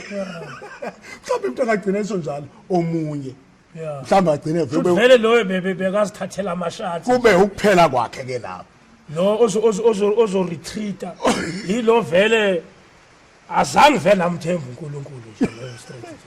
Kodwa angeke ngivele ngithi azange ngamthembe phela nokuthemba kuyatestwa. Ukuthemba liyatestwa. Yabona as ukuloku uqhubeka uthi bengikubekezelele lokho manje sekuyiloko kwathi hayi khona ukahle awukahle. Do you believe in ancestors? I don't believe in ancestors. You don't? I don't. So you only believe in God? I believe in God Almighty. Yes. And Jesus Christ. Yes. Separate the two. I found ukuthi some of the Christians, yes, they say God is Jesus. Who's God? Who's Jesus? And who's Jesus? And who's God? And who's God? Okay. Now, according to the scripture, God is the Father Yes. of Jesus, Yeah. whom we pray to pass our message to God. To God. Ngicela uyibeke kahle abazalwane babe clear bazi ukuthi basithandaza nathi sibe clear ukuthi sithandaza kanjani. Ngoba masithi uNkulunkulu singathanga Jesu kuba nenkinga. Kuba sengathi But hayi wena uyaropa nje. Mele uthi Jesus said no. Why singayi kubaba direct? Sengikhulumela abantu abangasundi. Yes. Ngikhulumela abantu engaziyo ukuthi bayikhuluma lenkulumo. Ngifuna ukusiza bona njengomfundisi onama testimony ondlule kuzo lezinto. Yes. Oqinile futhi ekholweni. Akusifundise ukuthi sihamba kanjani le chapter le. Ngizoqala la. uNkulunkulu uziqu zithathu. Father, God Son, the Father, the Son, and the Holy and the Spirit. Holy Spirit. This forms one God. Okay? This forms one God. Sibuye siye ku John chapter 1 verse 1. Yeah. Ithi ulizwi waba inyama, amanyama amahumusho ayibeka ibe heading. Okay? Amanye athi the word became flesh. Yeah. Bese siya ku Genesis 1. Ithi uNkulunkulu wadala izulu nomhlaba. Yeah. Uma iqala nje ku chapter 1 verse 1. Ithi ke emhlabeni kwakumnyama kungamanzi nje indawo yonke. Yeah. Bese uNkulunkulu Wakhuluma. Let there be light. Yeah. Uma wehlala yonke ke ukhuluma ukuthi makwenzeke lokhu kwenzeke. Makwenzeke lokhu kwenzeke. Power of the tongue. Ekhuluma ngezwi. Ibe seyithi ke la kuJohn la besiqale khona. Ulizwi lele bekhuluma ngalo. Laba inyama. Yeah. Lo lizwi uma ungamfuna uJohn chapter 1 wehla naye ezantsi uzawuthola ukuthi lo lizwi nguJesu. Okay? Aboguluva bathi ayikho dade ngakekho umuntu owazalwa ngomoya, wonke umuntu uza sexual participation. Yeah. uJesu yena uza kanjani kungalalwanga? I'm speaking for people of the voiceless. Yes. Bangithumile. Bathi more nje ubuzise. Awusitshela sifuna ukuunderstanda kahle le ndaba kaJesu. Iza kanjani? uJesu akekho bathi ayikho yonke. Ayikho into. Bathi ayikho into efana naleyo. Okay. Sizelwe thina bathe ubaba kaJesu uJoseph. Umama wakhe uMaria. Mara the Bible says Maria, Virgin Mary, waziwa ayi-virgin. Shuthi azange lala leyo muntu. Zange ahlangana nendoda. Then there Jesus Weza weza ke nawo sokunoJesu esikhaleni. Uthini? Angiphendulele kulabo guluva baba yongibuza ukuthi Mori manje le uthini ngayo le ndaba. Okay. Uma singaqeda le then bese ngena kule oyishona. Jama ithi waba inyama. Yeah. Ithi ebekhona ekuNkulunkulu. Okay. Uverse 1 lo kuJohn chapter 1. Oh yeah. Ulizwi waba inyama ebekhona ekuNkulunkulu. Okay. EnguNkulunkulu. EnguNkulunkulu. Yabona ke umbukele ekhaya mayengakathatha iBhayibheli lakhe akalicheck. Avule kuJohn 1 chapter 1 verse 1. verse 1. Ithi ulizwi ebekhona eqaleni ekuNkulunkulu. EnguNkulunkulu. Oh. Ibe seyithi ke mayehla ithi zonke izinto zabakho ngaye. Oh. Engekho yena ayikho into eyabakhona. Oh. Sibuyele kula Genesis 1 besikhuluma ngayo ba uthe let there be light. Let there be light. Shuthi that voice, that word ebeyikhuluma edala ngayo iphume yazoba inyama, yazoba nguJesu. Yeah. Uverse 10 mawehla nayo ithi yena lo izwe elabakho ngaye Yeah. weza emhlabeni. Yeah. But abakho abamazanga abamamkelayo. Yeah. Ibe seyithi ke bonke abamamkelayo Yeah. wabapha amandla ukuba ngabantwana bakaNkulunkulu. I think it's verse 12 lapho. Yeah. That means manje wonke umuntu wafikela mose egqoke inyama yomJuda noma ngaphakathi ebe uNkulunkulu but inyama le ibingumJuda. Wafika kwabakibo azange bamamkele. Yibo mosabambulala ngithi. Yeah. Then ibe seyithi ke bonke ke manje abamamkelayo wabapha amandla abantwana bakaNkulunkulu. Sibuye ke size kulo lokukhuluma. Iplan kaNkulunkulu bekuthi asindise umuntu. Yeah. Amkhulule ezoneni because eyona nto ebiyinkinga kakhulu ukuthi umuntu wahlukana noNkulunkulu ngenxa yesono siyayikhumbula indaba seEden. Yeah. Ukuthi umuntu wawela esonweni then wabe manje akasafumaneki uNkulunkulu wenza indlela ukuthi akabuyise umuntu abuyele kuye. Abuyele kuye. Now iqaleke ngokuthi uma ungafunda kuma Old Testament uhamba nayo bekuba nama sacrifices enziwayo kuhlatshwe kuzama ukuthi abantu bacela intethelelo ngegazi lezimvu ngezinkomo ngenase ngeimbuzi akusebenzi lo kuze kufika kube lendawo athi kuIsaiah athi ngidikiwe isho ngesixhosa sithi ngidikiwe ngamanqatha egusha zenu nazo zonke into zenu enizilethayo shoot manje sefika la efika sethi lezi zinto ngiyazibona azisebenzi azimlungisa umuntu sekufuneka ke manje igazi liyosuka kongena sona igazi lingena sona lowo oyokwazi ba ehle azofa engena sona iswe nawo iphinde iveze kunasi kuIsaiah ukuthi the child is born and the son is given njalo njalo imchaze ke manje imchaze angazi uma angifuni ukuyiphazamisa umbukeli ngamphazamisa ekhaya angazi noma uchapter 6 from verse 9 or chapter 9 from verse 6 ngiyafuna icheck just ngafuna umuntu ayicheck in the Bible kuIsaiah iyayichaza ukuthi ungubani uzowenzani mayimchaza lo mntwana it is a child the child is born iphinde ithi the son is given ibe seyithi he is the everlasting father ulo okwazi ukuthethelela futhi izono zonke is the prince of peace ila imchaza khona ila ifika imveze manje ukuthi uthe umntwana abe indodana athe indodana aphinda abe ubaba yilapho isiclearishe khona ke manje ukuthi kahle kahle the same Jesus uyingxenye kaNkulunkulu njengoba sithe uNkulunkulu uyinaseka kusho ukuthi uJesus he's a solution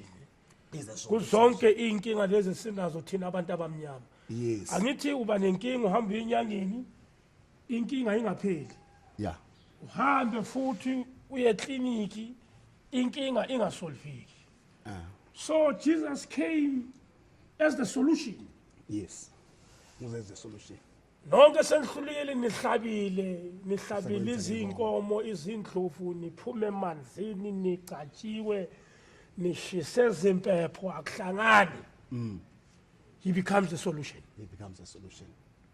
yiko ke engikubonele kwenzeka la ibuye ke baba ithi ke uNkulunkulu nje ma ezoletha isolution ebantwini boma makwehle ongena sona but ke nawo kufuneka azalwe njengomuntu phela because usebantwini akabe nendlela usebantwini uNkulunkulu mayehla eza phakathi kwabantu weza makazenzele uza ngomuntu uza ngeformation yomuntu akeze ewumuntu ukuze akwazi ukukhuluma nabantu because uNkulunkulu bengazu understandwa ngabantu mayengeza ewuNkulunkulu no ngabe aze ayenye into nje abantu bebazothoka ababaleke kufika ke kunayo intombi enguMaria beyingazani nandoda bese ilungisela ukuthi izoshada no Joseph no ngiyakusho mase thola lapha hayi utholakala ukuthi lo muntu upregnant last question sengikhulumela amajita ke nalaba abasabungena esontweni bathi iBhayibheli bathi buyaphi lencwadi ibhalwa bobani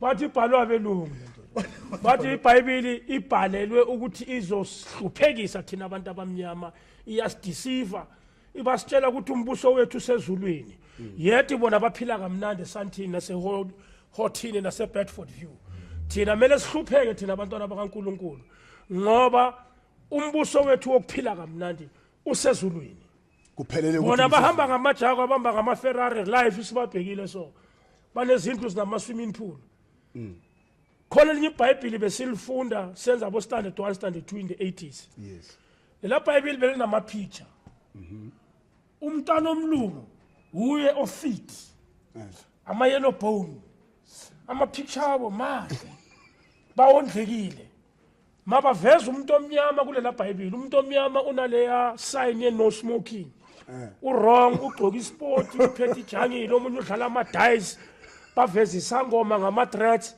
wrong yonke into abayivezwe ngomuntu omnyama wrong usathani umuntu omnyama kulelo iBhayibheli ngokwendlela evezwe ngakhona nami ngandlula kulo le iBhayibheli ngiyalazi I was doing standard 2 or standard 1 so ngifuna uyilungise le ndaba le ukuthi abogoluva le ngaphandle amahomsha ngoba bayibhekelela kakhulu le podcast bayayithanda futhi ukuthi yini take yakho kulento engiyikhulumela who wrote the Bible and then why a black person is an obstacle A black person is a bad person in the Bible. uSathane umuntu omnyama. Umlungu uJesu umlungu. Jesus Christ is white. The devil is black. Baveza umuntu omnyama adlala amadayisi. Vele umlungu angeke adlala amadayisi ngoba akahlupheki. Abantwana bethu badlala izwipi. Manje amadayisi apopular corner to corner. Unlike thina amaskula besazi ukuthi iveni siyabaleka mara manje ngathi sewalikana amadayisi. Ndewe ngibona ngikhona. Uthini baba umfundisi? Uyazi into engayisho mina engamsiza umuntu olalele. Yeah.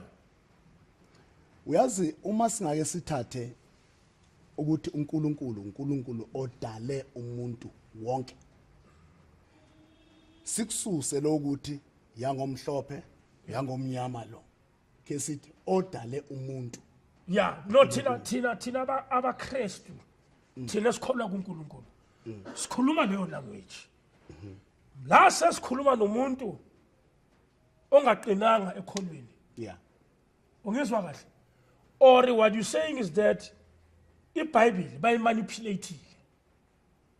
Kuvela manje sesibadala sesingaka bathi no. Originally uJesu Christ was black. So lo mhlophe ubuyaphi?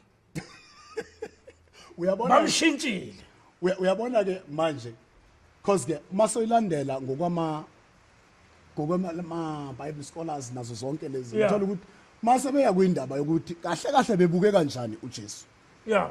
Igcina ingasaveli ukuthi ebe umuntu omhlophe ngalendlela engakhona. So ke ama false ke angenziwa ke ngabantu ke la ukuthi uthole ukuthi ngoba bona bengabelungu bayibhale ngendlela ababhale ngakhona nabanye uba nayo ingeyakho And bayibhale ngendlela leyo ukuthi ifavor bona. ife ibe yenzeke ngolohlobo mhlambe yagcina seyiba ngendlela ibona nobona ibheka mhlambe bengathi inokumanipulate phakathi ngendlela ethile. But ke mina into engifike ngiyithathe lapho ngithi yazini into engake isize neyangisiza mina ukuthi uyazini ngoba kokuqala mina njengoba bengekho born again Yeah. ngazalwa ngabantu abasindisiwe kuqala.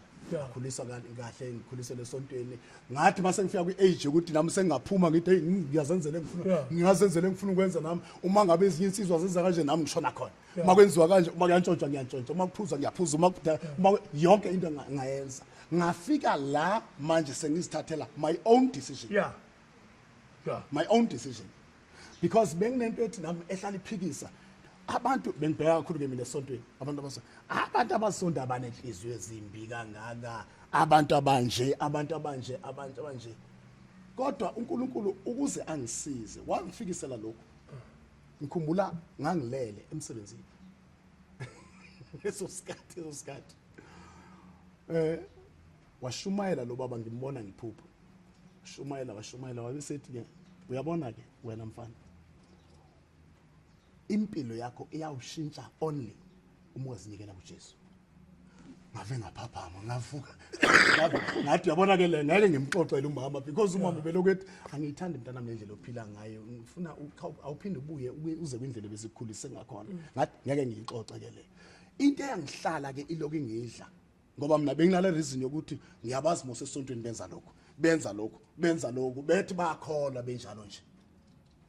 So into ayifikisa uNkulunkulu ukuthi uma ungafa yiyona nto ongayimisa ibe excuse le ocabanga ukuthi ngeke kusesihogweni ngoba wena uthe abantu benza lokhu nalokhu ilanga decide khona because ngibone bese ngikhonjwe kaningi ngesibhamu manje inkunzi wafikisa nje umbuzo ngaphakathi kwami kumuntu ongakhona ukuthi bangakho abantu abayibadutshule kungathathwa ngalutho kubo dutshulwe nje ukuthi uyaxolisa ususibona Abanye bamdubulela aloku abanikile isikhiya athatha bavele imali thathani imoto. kuthiwe Mara bamdubule futhi. akusi excuse ukuthi imali bayitholile Okay. mabethanda bangakubulala. Akusi excuse ukuthi awunalutho abanye badutshulela ukuthi akenalutho ukuthi naye ngezonye ithemba abanye abafo bethi Alexander at that time bekwenzeka sometimes bathi usiphatheleni why wena ushiya yonke into endlini uyiclever for lokho udutshule for lokho. So ubuyisa lokuthi bangakho abantu abaye babulawa njengoba wena ususinde lamahlandla amaningana ulokubanja inkunzi ukhonjwa ngesibhamu. Bangakho abantu abadutshulwe babulawa. Ngakhumbula kahle ngabona ngikhumula ngidabula lapha la ngasephumlongo bona omnye ubabelele phansi nje egazini edutshuliwe ebibanja inkunzi. Yaloku ngihleli nje ukuthi bangakho abantu because nawe udlulela. Yinto ke eyangisiza ukuthi ake ngithi ke wa umlungu wangabi ngumlungu sengizwile ukuthi uJesu nguyindlela yezulwini. Silungiseleyo. UJohn chapter 14 verse 6 uthi mina ngiyindlela ngiyiqiniso yokuphila akekho yakubaba engayingami. Ekusho ukuthi ukuphila ngizokuthola kuye. Njengoba ngiphila because bengiziphilela lempilo yamanga. Sorry. Bengiziphilela lempilo yamanga. Kodwa impilo right ngiexperience after ngiyengamukele uJesu. So nguye ekuyiwa ngaye ezulwini. Akekho umuntu oyakuye ngaphandle kokuba amukele uJesu. So yinto yangihlala le ukuthi uyazini ngizoze ngithole ukufa ngiloko ngiphila ngalendlela ngiloko ngibe nama excuses wokupointa ama fingers ukuthi lo wenza kanje that's why ngeke ngimkhole uJesu. Lo wenza kanje that's why ngeke. So ukusiza ke umuntu osekhaya ukuthi kodwa ke ifuna sometimes ukuthi mawuyibheka ukubheke wena njengomuntu odalwe uNkulunkulu. Makungenzeka ke njengoba ke ama debates awuhleze khona. Awuhleze khona ama debates. Makungenzeka ukuthi use part of these debates. Zokuthi anginandaba noJesu kwathini futhi lo Jesu umlungu futhi kwathini kube kuthiwa nguye indlela ezulu. Makungenzeka ke ukuthole ukufa uzoya ngoba kunento eyiqiniso izulu likhona liqiniso isihogo sikhona siyiqiniso. So umuntu uyazikhethela ukuthi uya ngakuphi. That's why kuye kushunyayelwe mashumayela asiforce umuntu ukuthi akasindiswe. Just beka nje ukuthi iqiniso nali ihamba kanje nakanje uma uza kuye uJesu nobuso unakele unjani uyakuthethelela because ube yilemvu eze ingena sici yazochitheka igazi layo ngenxa yethu ukuthi masikholwa kuye impilo zethu zibuye. Kusho ukuthi uJesu akumelanga sim identify ukuthi he's black or white. Exactly. We worship the name. Asivele siye nje ukuthini unguJesu. Yeah. Because once iqale sifa ukuthi wamnyama wamhlophe wa brown wathini we'll miss it isikhathi siyahamba. Ithi ke indaba esifunde Sunday kuma Hebrew I think it's chapter 9 ama last two verses ithi kumele ukuthi abantu bafe kube kanye emva kwaloko wabhekana nejudgment.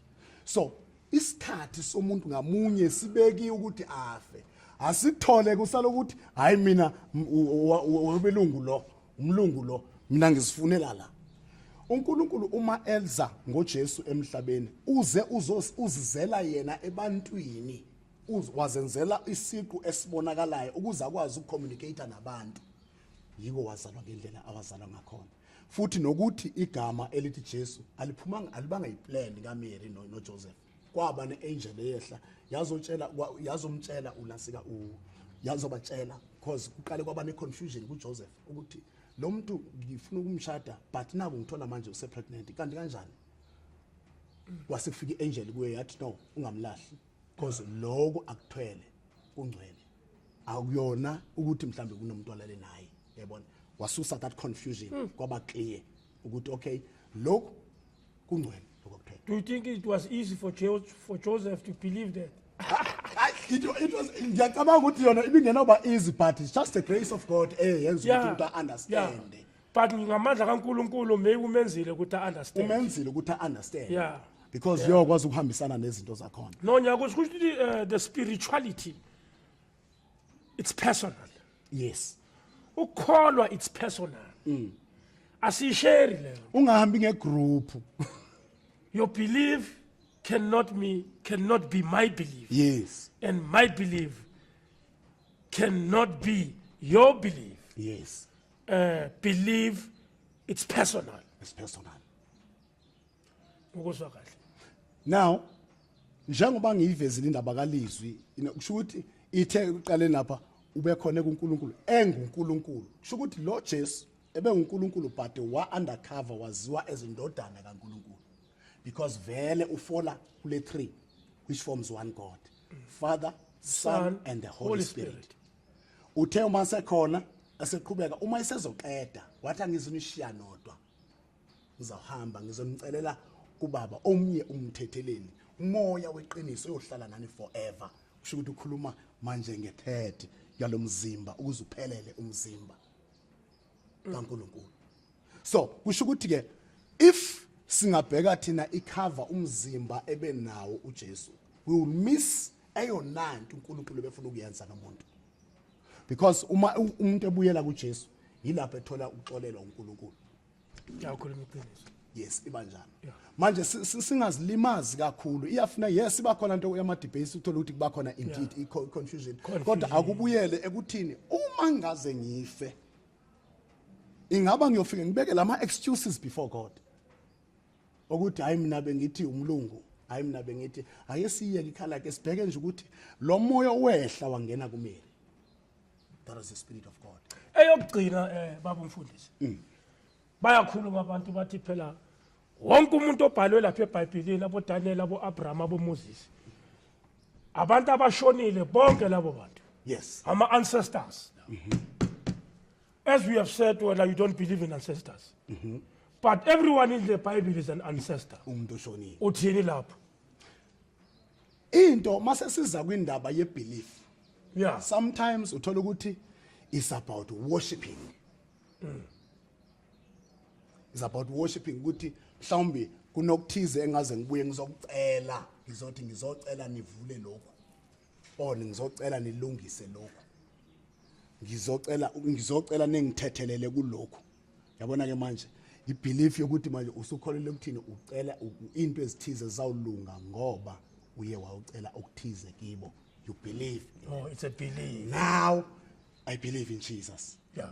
I believe in Jesus. If you believe in Jesus, you must also believe in Daniel's and Peter's and Isaiah's and laba bantu into esifundayo kubo ukuthi bahamba kanjani noNkulunkulu. Bahamba kanjani noNkulunkulu. Akukho esicela kubo. Akuna service ekuzodwa iAbraham iAbraham service le. Ama example, ama testimony. Yabona njengoba ngikhuluma ukuthi uNkulunkulu ngimbone enza lokhu. uDaniel. Yes, uyayibona lento. Omunye mangathatha that story, abona ukuthi okay ngiyambona ukuthi uJesu ngempela uyasindisa. Uyayibona le ndaba? Ngiyambona ukuthi ngempela uJesu uyasindisa. Naku ukuthi kulo mfundisi oulanga wake wajema isibhamu sekhonjwe ngesibhamu kwangabe iphutha yenzeka phambi kwakhe waze wayithola icartridge the following day. Then abesethi shukuthi ke nami uNkulunkulu ngangisindisa. Uthathe iexample from me. That person must not worship me. Into enjalo ke le la eBhayibhelini. Sifunda kibo ukuthi ubaba uAbraham lo watshela uNkulunkulu ukuthi akaphume ezweni lakibo waphuma. Kusho ukuthi uNkulunkulu wethembekile. Simbona la kuwe. Awuthi ke ngiyipractice lento. Ngiyipractice ukuthi uNkulunkulu mayethi yekela lokhu mina ngizawuthi yekela lokhu wenze lokhu. Thatha iexample from la. Hayi ukuthi kunento ekufunayo ngibe kunesihlaba engizawusenzela yena uAbraham or ngizothi baba uAbraham khawungidlulisele umyalezo akadlulisa imiyalezo for mina. Baba umfundisi Mr. Emmanuel igama elikhulu lelo. So now indaba, right now in our country we are a frustrated nation. Politically, socially, economically and religiously. Yes. Spiritually so. Sikhawathekile ama South African. Anyone ozayo ohloma itenda adumisa igenerator agcoka isuti emhlophe ashaya ikhike nibhoboza akhuluma isilungu esiphezulu. Abantu bakithi bayaya. Namadoda. Bayeke yonke into azayeke nomsebenzi umfundisi uthi ningasaya emsebenzini from namhlanje. uNkulunkulu uyonenzela umhlolo. Baye abantu bethu. Barojwe. Sinenyawupe. Akulalwa si number 2 ngokuphuza kakhulu. Ungezwa kahle? iYouth yamanje ayisamazi umuntu omdala. Abafani neYouth yethu. Nokugqoka ngathi seloke siyakhumula kancane kancane. Abantwana bamantombazana.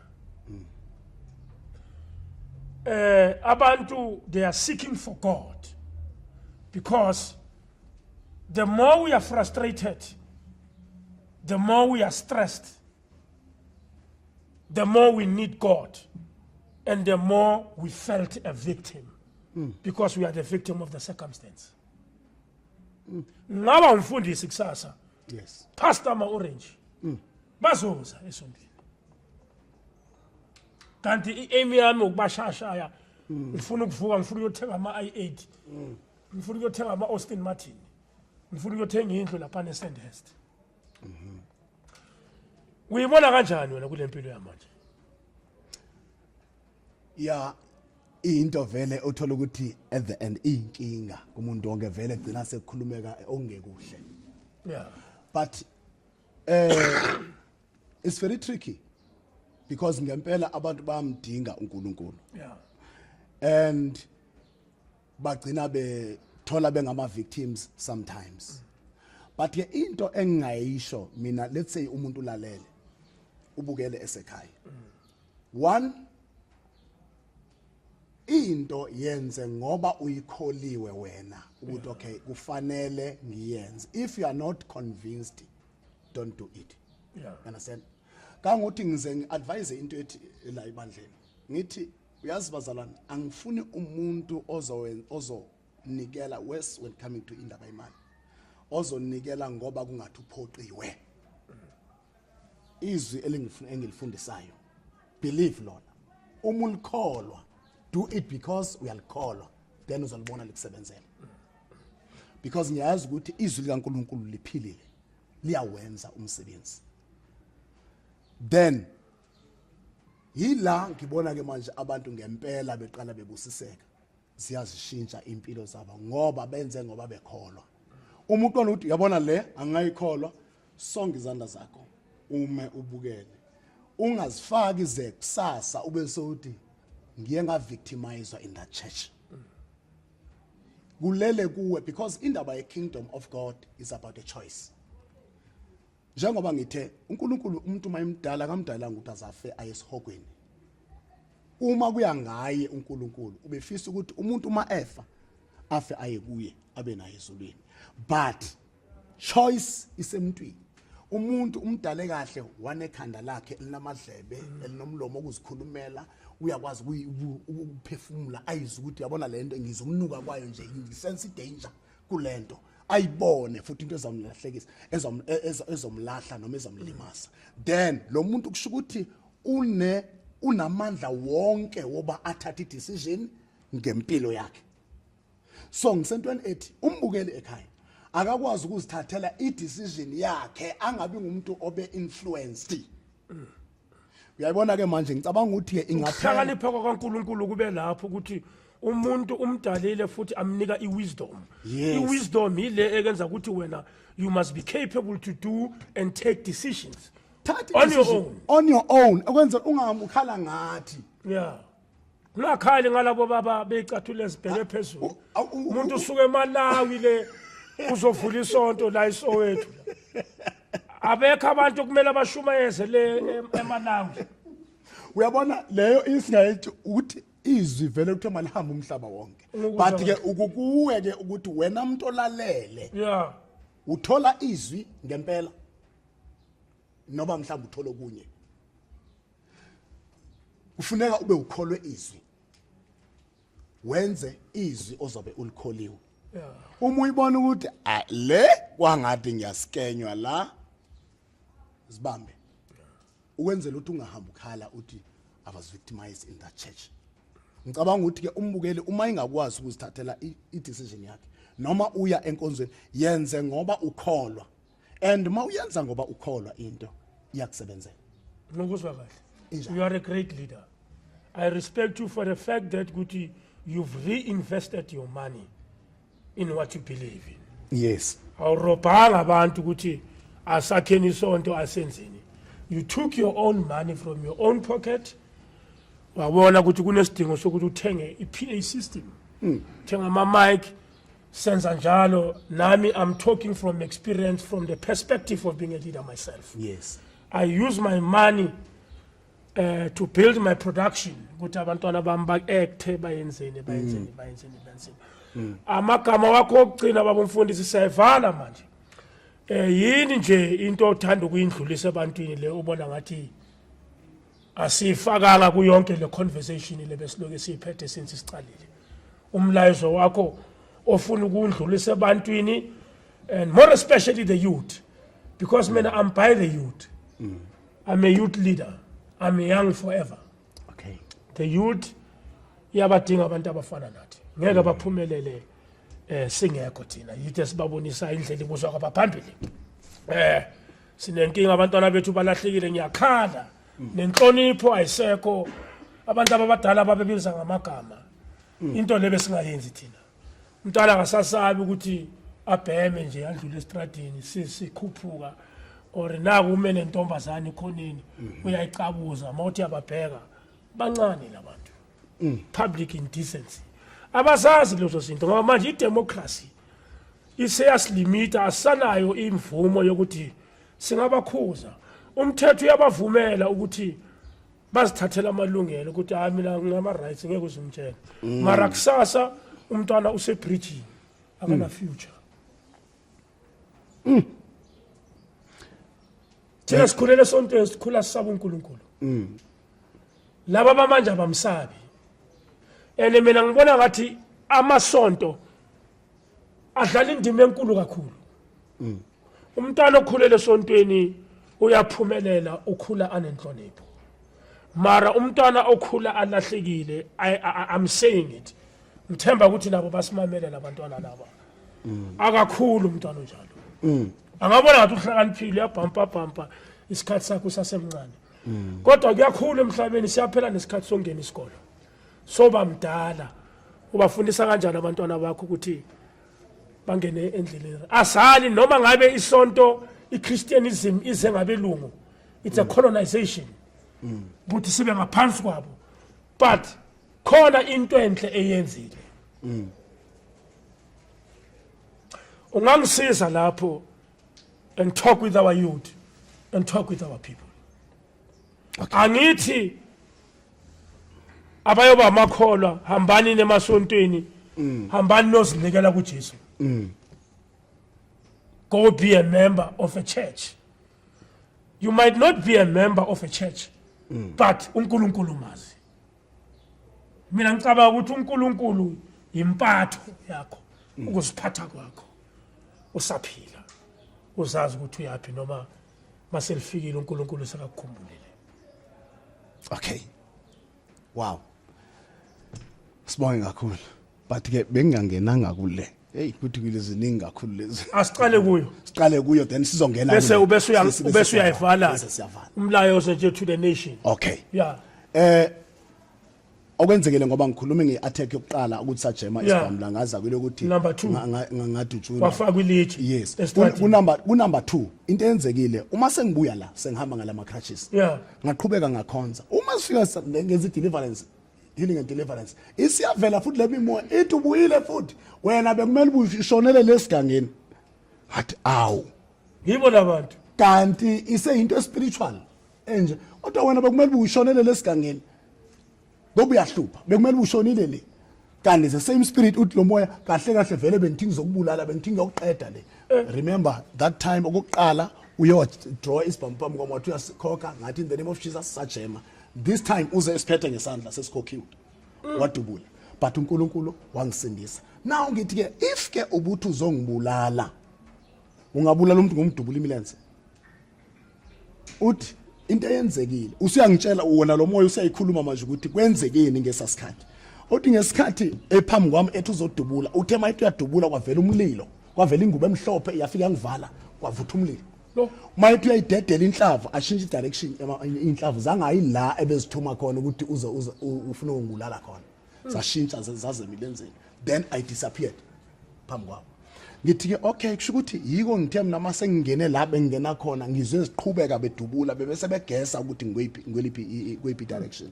Into engiyithole after sengenza deliverance la isontweni. And then ngathola ukuthi okay yiko kwenzeke ngaleyo ndlela. Ngaqhubeka ngenza umsebenzi kaNkulunkulu uya phambili. Ngibuye ke ngizothi nge-31st kaDisemba 2024 besaba nenkonzo lami sengihamba ngalama crutches engihamba ngayo because uNkulunkulu uya confirm something what no ungawalishwa yilento awuzohamba ngazo forever. because bathe esibhedlela affecteke ama nerves both legs, so that's why ngihamba ngama crutches, so imilenze iyakhathala. And then mangila ngiyajikajikela la ngiyasebenzisa one. Uma ngaba ngizohamba mhlawumbe ibanga elide la ngizongena eTexini ngihambe ngengabikho endlini, so ngiwasebenzisa way2. Okay. So uthi ke okay ngawari ngalento izophinda ibe right, because abaye mhlawumbe bazonibona sengasahambi ngama crutches kanti hayi vele senza ngabona namanje khona improvement kancane kancane. And then sizelana ke ngesikhathi ngilo ngihamba ngama crutches ke nge 31st ka 2024 uDecember sinqamula unyaka singena ku 2025. Exactly. Iservice yethu biqala ngo 8:30. Ngafika la after 8:30 ngafike ngahlala lemva. Kuthe ngisahleli worship team be worshipa la abantu. Ngakhuleka lemva. Mangiqeda kuthe nje isikhashana ngicabanga ukuthi it's less than 10 minutes ngingenile. Ngibone sekunomuntu ongena lapha eshesha. Angisho mina ngihleli mawulapha uhleli ubheke phambili. Ngiyambona lo muntu uthi Michael athakha isibhamu. Kuthe mayikhokha isibhamu ngezwa ivoice ethi in the name of Jesus. Kuthe mayisho your voice ngaqala ngathi in the name of Jesus. Kanti ngesikhathi ekhokha naba abanye lapho bangena ngathi ukuthi khahla isibhamu bekhokha isibhamu nabo lemva. Ngaqhubeka ngathi in the name of Jesus. Ngakhohla nalo ma crashes ngasukuma ngaya lapha. Ngihamba ngiloko ngibisa igama likaje ngashelela ngawa. Bafika isibhamu besesiphezulu kwami sithe. Basa ngidubula. Baba wazibamba uJesu zonke izibhamu baba ngasathi bayadubula zangadubuli zonke izibhamu zabo. So njengoba ngilo ngiphansi ngizama ukuvuka ngiloko ngiyabakhoma in the name of Jesus, in the name of Jesus, in the name of Jesus, ngizama ukuvuka la enyaweni ngaze ngasukuma kama ngenyawo mangisukuma ngenyawo ngaya kubo sengithe in the name of Jesus ilaba badla phansi babaleka khona kwasuka nalobela bagilana ukuyophuma eminyango babaleka baphuma bahamba. Yenye into eyenzeka leyo. Now mase sixoxa uthi ke omunye kwi worship team njengoba angisho mabe let's say nobe ni worship anivala amehlo mase nizwa ukuthi kukhona inoise engathi unusual nonke niqala nivula amehlo nifuna ukubona ukuthi kwenzekani. Yena uthe mayithi uvula amehlo wabona ukusuka kwela side ukhave into emhlophe ekhazimulayo ithe ikhave uzoshona la kwel side wabesebona irainbow kune rainbow phezulu wabona kunabantu abamile kula area abame bebheke la ebandleni bongathi abantu abagadile ukuthi kungabi nanto errong ezawenzeka. Akangibonanga ngesikhathi mina ngibanga umsindo ngilele phansi lapha ngizama ukuvuka in the name of Jesus, in the name of Jesus. The proof yoba uJesu unathi ula nathi. So ngabe ngisindileke ngaleyo ndlela. Enye yento engifuna iunderstandeke leyo. Ngabe ngisindile ngolahlobo. Mase ngithola one of our intercessors uthi yena uboniswe ivision ebengekho la watshela nje ukuthi okay kunento enje yenzekile washo ukuthi ayaqhamuka abakwazi noku communicate kahle akazwa uyezwa nje ukuthi ukhona into engenile sesangenele esontweni wakhuleka waseboniswa ivision utshelwa manje iplan edrawing uSathane ukuthi bedrawing uthi bheka ubuthi kwenzekeni bekusatargetwe kwayena lo muntu onleader. Angisho bathe first time abezom attacka enkonzweni angisho isibhamu ayesesabhekana naye sibe yi1 then wabiza eligama lika Jesu sajema isibhamu. Now bathe as organize isibhamu sibe ziningi ukwenzela ukuthi uma evala ethuvala lesi siyamdubula, uma evala lesi siyamdubula, uma evala lesi siyamdubula. That was the plan of the devil. The aim was to kill him. Utshelwa lowo ke and bengekho la enkonzweni just uyakhuleka nje mayivalile lesimo kwasiya explainela ukuthi kahle kwenzekeni. So isikhona ke ne cartridge yakhona ke le yena because yazwa one shot eyenzeka la kanti kwenzekile kwa umfana obedlala ikeyboard lapha naye kwenzeka nje enye miracle because uthi lo muntu ebela phambi kwakhe uyirelease inhlamvu ebhekene naye bekufama bemshaye kwindawo bengasimbulale but yashayela isandleni angena la yaphuma la futhi angalithinti ithambo because sithe masiqeda la that okay ulimele asimgijimise simse eclinic masifika bamcheck bamfaka kuyina sekuyi x-ray bazama ukuchecka ukuthi i-damage ithini but hayi ithambo le safe then ngathi mara bengithanda ukuthi at least ngase bamchecke kahle samse was nasike the following day, but okay akahlale alale nje one day sizombona ukuthi nje bathi hayi akunangozi engakho baphinde bamrelease. So ke now wenza grade 12 lo mntwana bebefisa ukuthi bezwe inasika testimony yakhe ukuthi njani, because naye uthi ukuthi ngisinde kanjani I don't know. Ngabona mase ngicompare ke manje indlela ekwenzeke ngakhona is the same thing eyenzeka kimi ukuthi umuntu engikhombe ke sibhamethu yangidubula ngila but izethe inhlavu zongidubula imilenze kanti ebebheka ungibulala. Is the same thing eyenzeke kuyi ukuthi ishintshile yangamshaya khanda yangamshaya umzimba yashaya isandla nakhona yangashaya ithambo. Ngathi the plan of the devil bekuthi makube nomuntu oshonayo, but uNkulunkulu wasivikela wasilwela. Into engishoyo ke ile kwabakholwayo kwabamazi ukuthi uJesu uyinkosi. Number 1, yethembe igospel oyamkele. As a born again Christian, believe in the power of the name Jesus. 2, angeke ulikhole ungam-understand ukuthi ungafuneka um-understand ukuthi ungubani njengoba ngichaza ukuthi ungulizwi ebekhona ekuqaleni ekuNkulunkulu enguNkulunkulu zonke into zabakho ngaye. So uma sibiza eligama sibiza igama futhi elingaphezulu onke amagama. Philippians chapter 2 from verse 9 ithi kungakho ke uNkulunkulu emphakamise kakhulu wamnika igama elingaphezulu onke amagama ekuthi ke egameni lika Jesu onke amadolo agobe, awubasemazulwini awubasemhlabeni awubangaphansi komhlaba, bese zonke ilimi zivuma ukuthi uJesu Kristu uyinkosi kube inkazimulo kuNkulunkulu. So land improvela lanto ukuthi it's not a joke makuthiwa ligama elingaphezulu wonke amagama. Ligama elingaphezulu wonke amagama kanjani? Because ligama loNkulunkulu udala izulu nomhlaba, ngisho kuthiwa yonke into idalwe ngaye engekho yena ayikho into eyabakhona. So yila ngiyithola khona likhothanyelwa emazulwini kuthiwa nasezulwini alikho elilingana nalo lingaphezulu onke amagama kangokuthi ezulwini liyakhothanyelwa elika Jesu. Umuntu ngamzala umntwana umbizo ukuthi uJesus igama lakhe. Akekho angikhumbuli. Phela njengabona siyabazala sibabiza boThemba uMathiliso. It's not easy uvela uthi lo mntwana uJesus. Jesus isikhosana. Jesus isikhosana. Okay. Uyabona uma understand nje lonto ngoba ngegama lika Jesu yila ku releasewa amandla kaNkulunkulu odala izulu nomhlaba. Once you say in the name of Jesus, the raw power of God is released and iyasebenza kuya ngokwaleso simo ukuthi sifunani. Uma kufuneka umlilo kwehla umlilo ngoba uNkulunkulu wethu ngumlilo oqothulayo. AmaHebrew chapter 12 verse 29 now. Uma kufuneka inkembe yomlilo kuvela leyo nkembe ifika izoqashula lo maketanga abophile mawubiza igama lika Jesu.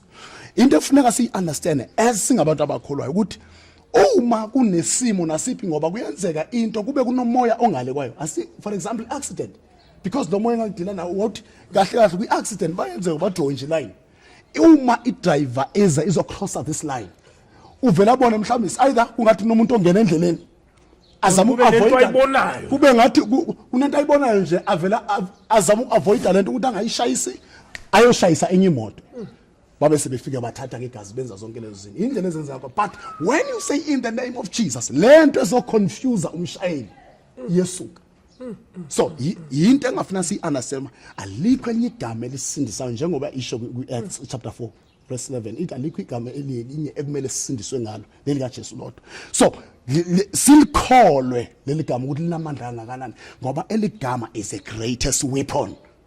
I've seen that. That's why ngithi uyabona la ngithema ngibhema bengena la uvaliwe lo mnyango saphuma siye kuphi. That means bazozenzela noma bafuna ukwenzani mos ngoba ifika la. But umoya ngcwele wenza nje ukuthi angibe stubborn ngibisa igama lika Jesu akuyona into engayiplana. Abayi understand ababukeli le. Akuyona into engayiplana kuzo zonke lezi zinto engikhuluma ngazo la. It has never been my plan ukuthi ngizovele ngime ngisibheke isibhamu. Manje laba bathi mase sebaphumelele seba neimoto bagqoka kahle babona baphumelele bese bathi uJesu akekho uNkulunkulu akekho umhlaba evolution laba bakholwa ku Da Vinci bathi umhlaba us evolvile bona scientifically ngihlangane nabo abantu abanjalo abaningi mara angibabonanga abaphumelela ngibona ngathi mase sowuphumelele wathi uNkulunkulu akekho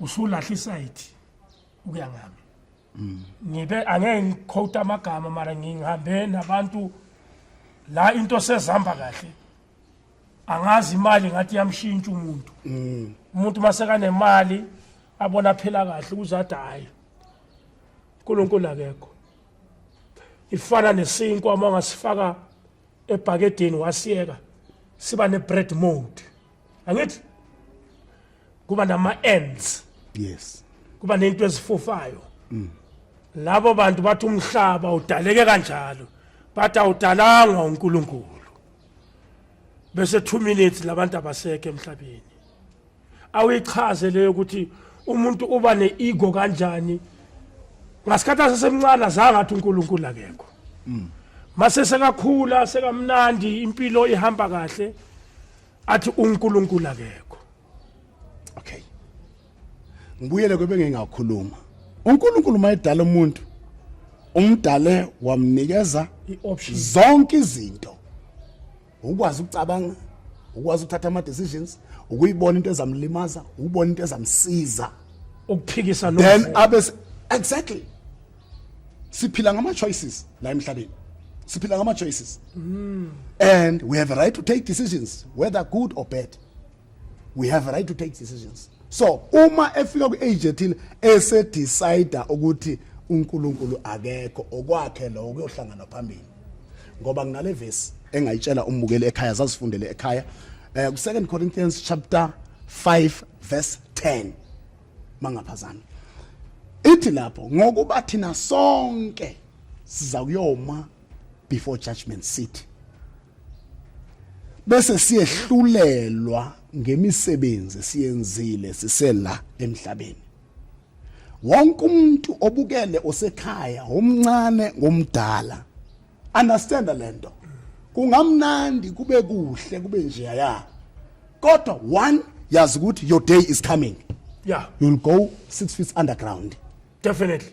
Leyo ayina clever ke leyo. Ayina ukuthi uhlakaniphile, ayina ukuthi uyasatshwa ngabantu, ayina ukuthi umkhulu unemali, awunamali, uthi hayi mina ngiphuwa kakhulu, mhlawumbe nga escape ngoba ngiphuwa. Leyo ukuthi umuntu uzawuhamba emhlabeni is for everybody. As long as you are a human being, you'll die. Into engatshela umbukeli ekhaya. Don't deceive yourself. When you come isibuzeke lokho, uma ngingafa ngisathi uNkulunkulu akekho, ngafike ngithini? Usifundele this verse, you'll go and stand before the judgment seat and uzawehlulelwa ngezinto ozikhulumile, ngezinto ozenzile, ngezinto ozicabangile ngoba uNkulunkulu wazi ngisho imicabango yethu. So into okuhlakaniphisa ke umbukele ekhaya yethi qaphela uma wenza into mhlawumbe before uyiphikise, mhlawumbe ngakho ukuthi uzama ukuphenya mhlawumbe ngakhona okutholayo ongakusiza ungathathwa ukuthi unani ngoba mase sifika kwindaba yokufa I respect imali umuntu anayo, imali khona millions and billions, ukufa kuzokuthatha phambi kwama millions nama billions, ukuthatha ushone 6 feet underground ubole ube zimpethu imali ingakusiza. Now ekufuneka manje umuntu ahlakaniphe ukuthi hey yebo ngithi ukhona ngiphinde ngithi akekho. Mangiphefumula ubani longinikeza ukuphefumula, how much am I paying for breathing in and out? Akubonisi mali ukuthi mali ukhona, there's somebody owenza yonke lento. Uma bengaze kuthiwe ngiyakhokha ngokuphefumula kwami, how much will I be owing because anginamali manje? Yezinye into ezifuna usebenzise nje umqondo. Sometimes ukubheke naphezulu sibheke inkanyezi nazi zikhona zahlala selokhu uNkulunkulu wazibekela, azivele emini zivele ebusuku ngesikhathi uNkulunkulu wazibekela ngaso. Inyanga isebenza only ebusuku, ayisebenze emini. Ilanga liphuma only emini. Yila uNkulunkulu washape zonke izinto ngezwi lakhe. So umbukele aqaphele into kumele asibuze ubani owenze yonke lento yakhona yangendlela engakhona. Mhlawumbe yomsiza umbukele lonto ekhaya akwazi ukuthatha ama right decisions, azazi ukuthi kuya kuphi, and the only way to heaven is the Lord Jesus. Uyivalile. injalo. Message for the youth. Ngicabanga ukuthi kubantu abadala sengizamele ukucover ukuthi wonke umuntu as understand ukuthi noma angabunani rich upoor middle age unazonke nje lezinto ezikhona understand ukuthi udalwe uNkulunkulu and your day is coming. The only way to heaven is the Lord Jesus. John chapter 14 verse 6 uzosifundela uheye nayo sizama ukusave isikhathi. So ihamba kanjalo. Ngibuye ngize kubantu abasha. Bantu abasha into enginga understand into engayisho kini. One, uma ukhuzwa ngumzali ukhuza ngoba ekuthanda. Number 2, kuba khona lanto ukuthi nezingane zibe nento ethi nawe nje bowuyenzile lento. Umzali uma ekukhuza ukhuza ngoba ekuthanda engafuni ukuthi wenze same mistakes azenzile. That's why umzali ekukhuza uma umntwana. Number 3, hlakanipha thatha a right decision ngoba I decision oyithatha manje izaba nama results noma results azowathola egcineni. Yeah. Ngesikhathi udotsha isikole yonke into seyifuna isikole manje futhi ne grade 12 ingathi ayisi next. Yeah. It's basic. Grade 12 ayisi next manje. It's just the foundation. Manje mawuzovela ungabi nawo naleyo grade 12 there. Uthi nawe mama unayo grade 12. Uyayazi umama noma ubaba ubuthi njengoba ngisokola kanje isikole ngasibalekela or I had some reasons ezenze ukuthi ngigcine ngingasaqhubeki nesikole but ngiyayibona ukuthi the way engakhona it's not right ungafundi. So uma kuphushela ukuthi iye esikoleni zinake incwadi zakho phuma kubangana abarongo wenza ngoba ekuthanda uma uyingane wenza ngoba ekuthanda akafuni ukubona ingane yakhe irepeat same mistakes azenzile. Yeah. Unezinto asibona ukuthi yabona sengimane ngiphila nje ilife yokuniye noma yini yokuthi sengomane ngamukele lokho kuye kwafika angifuni ingane yami ifike kule level because if izinto zikule level ezikuyo manje how much more 35 years to come la ezobe sey adult lo mntwana kuyobe kunjani. So wena uyingane zenzele this favor lalela umzali wakho wenza okuhle phuma kubangana abarongo yazi ukuthi kunento esiningi esezibhenywa manje ezigcina umuntu athi mase addicted ethi ufuna ukuphuma angasakwazi ukuphuma. Point of no return. Uthola ukuthi ungenile awusakwazi ukuphuma kulezo zinto. One toe in, one toe out. Into ekufuneka uyi-understand leyo umntwana ukuthi hey angingazifaki la because asebengenile but hey yazi angazi ukuthi ngangiyiqale kanjani lento.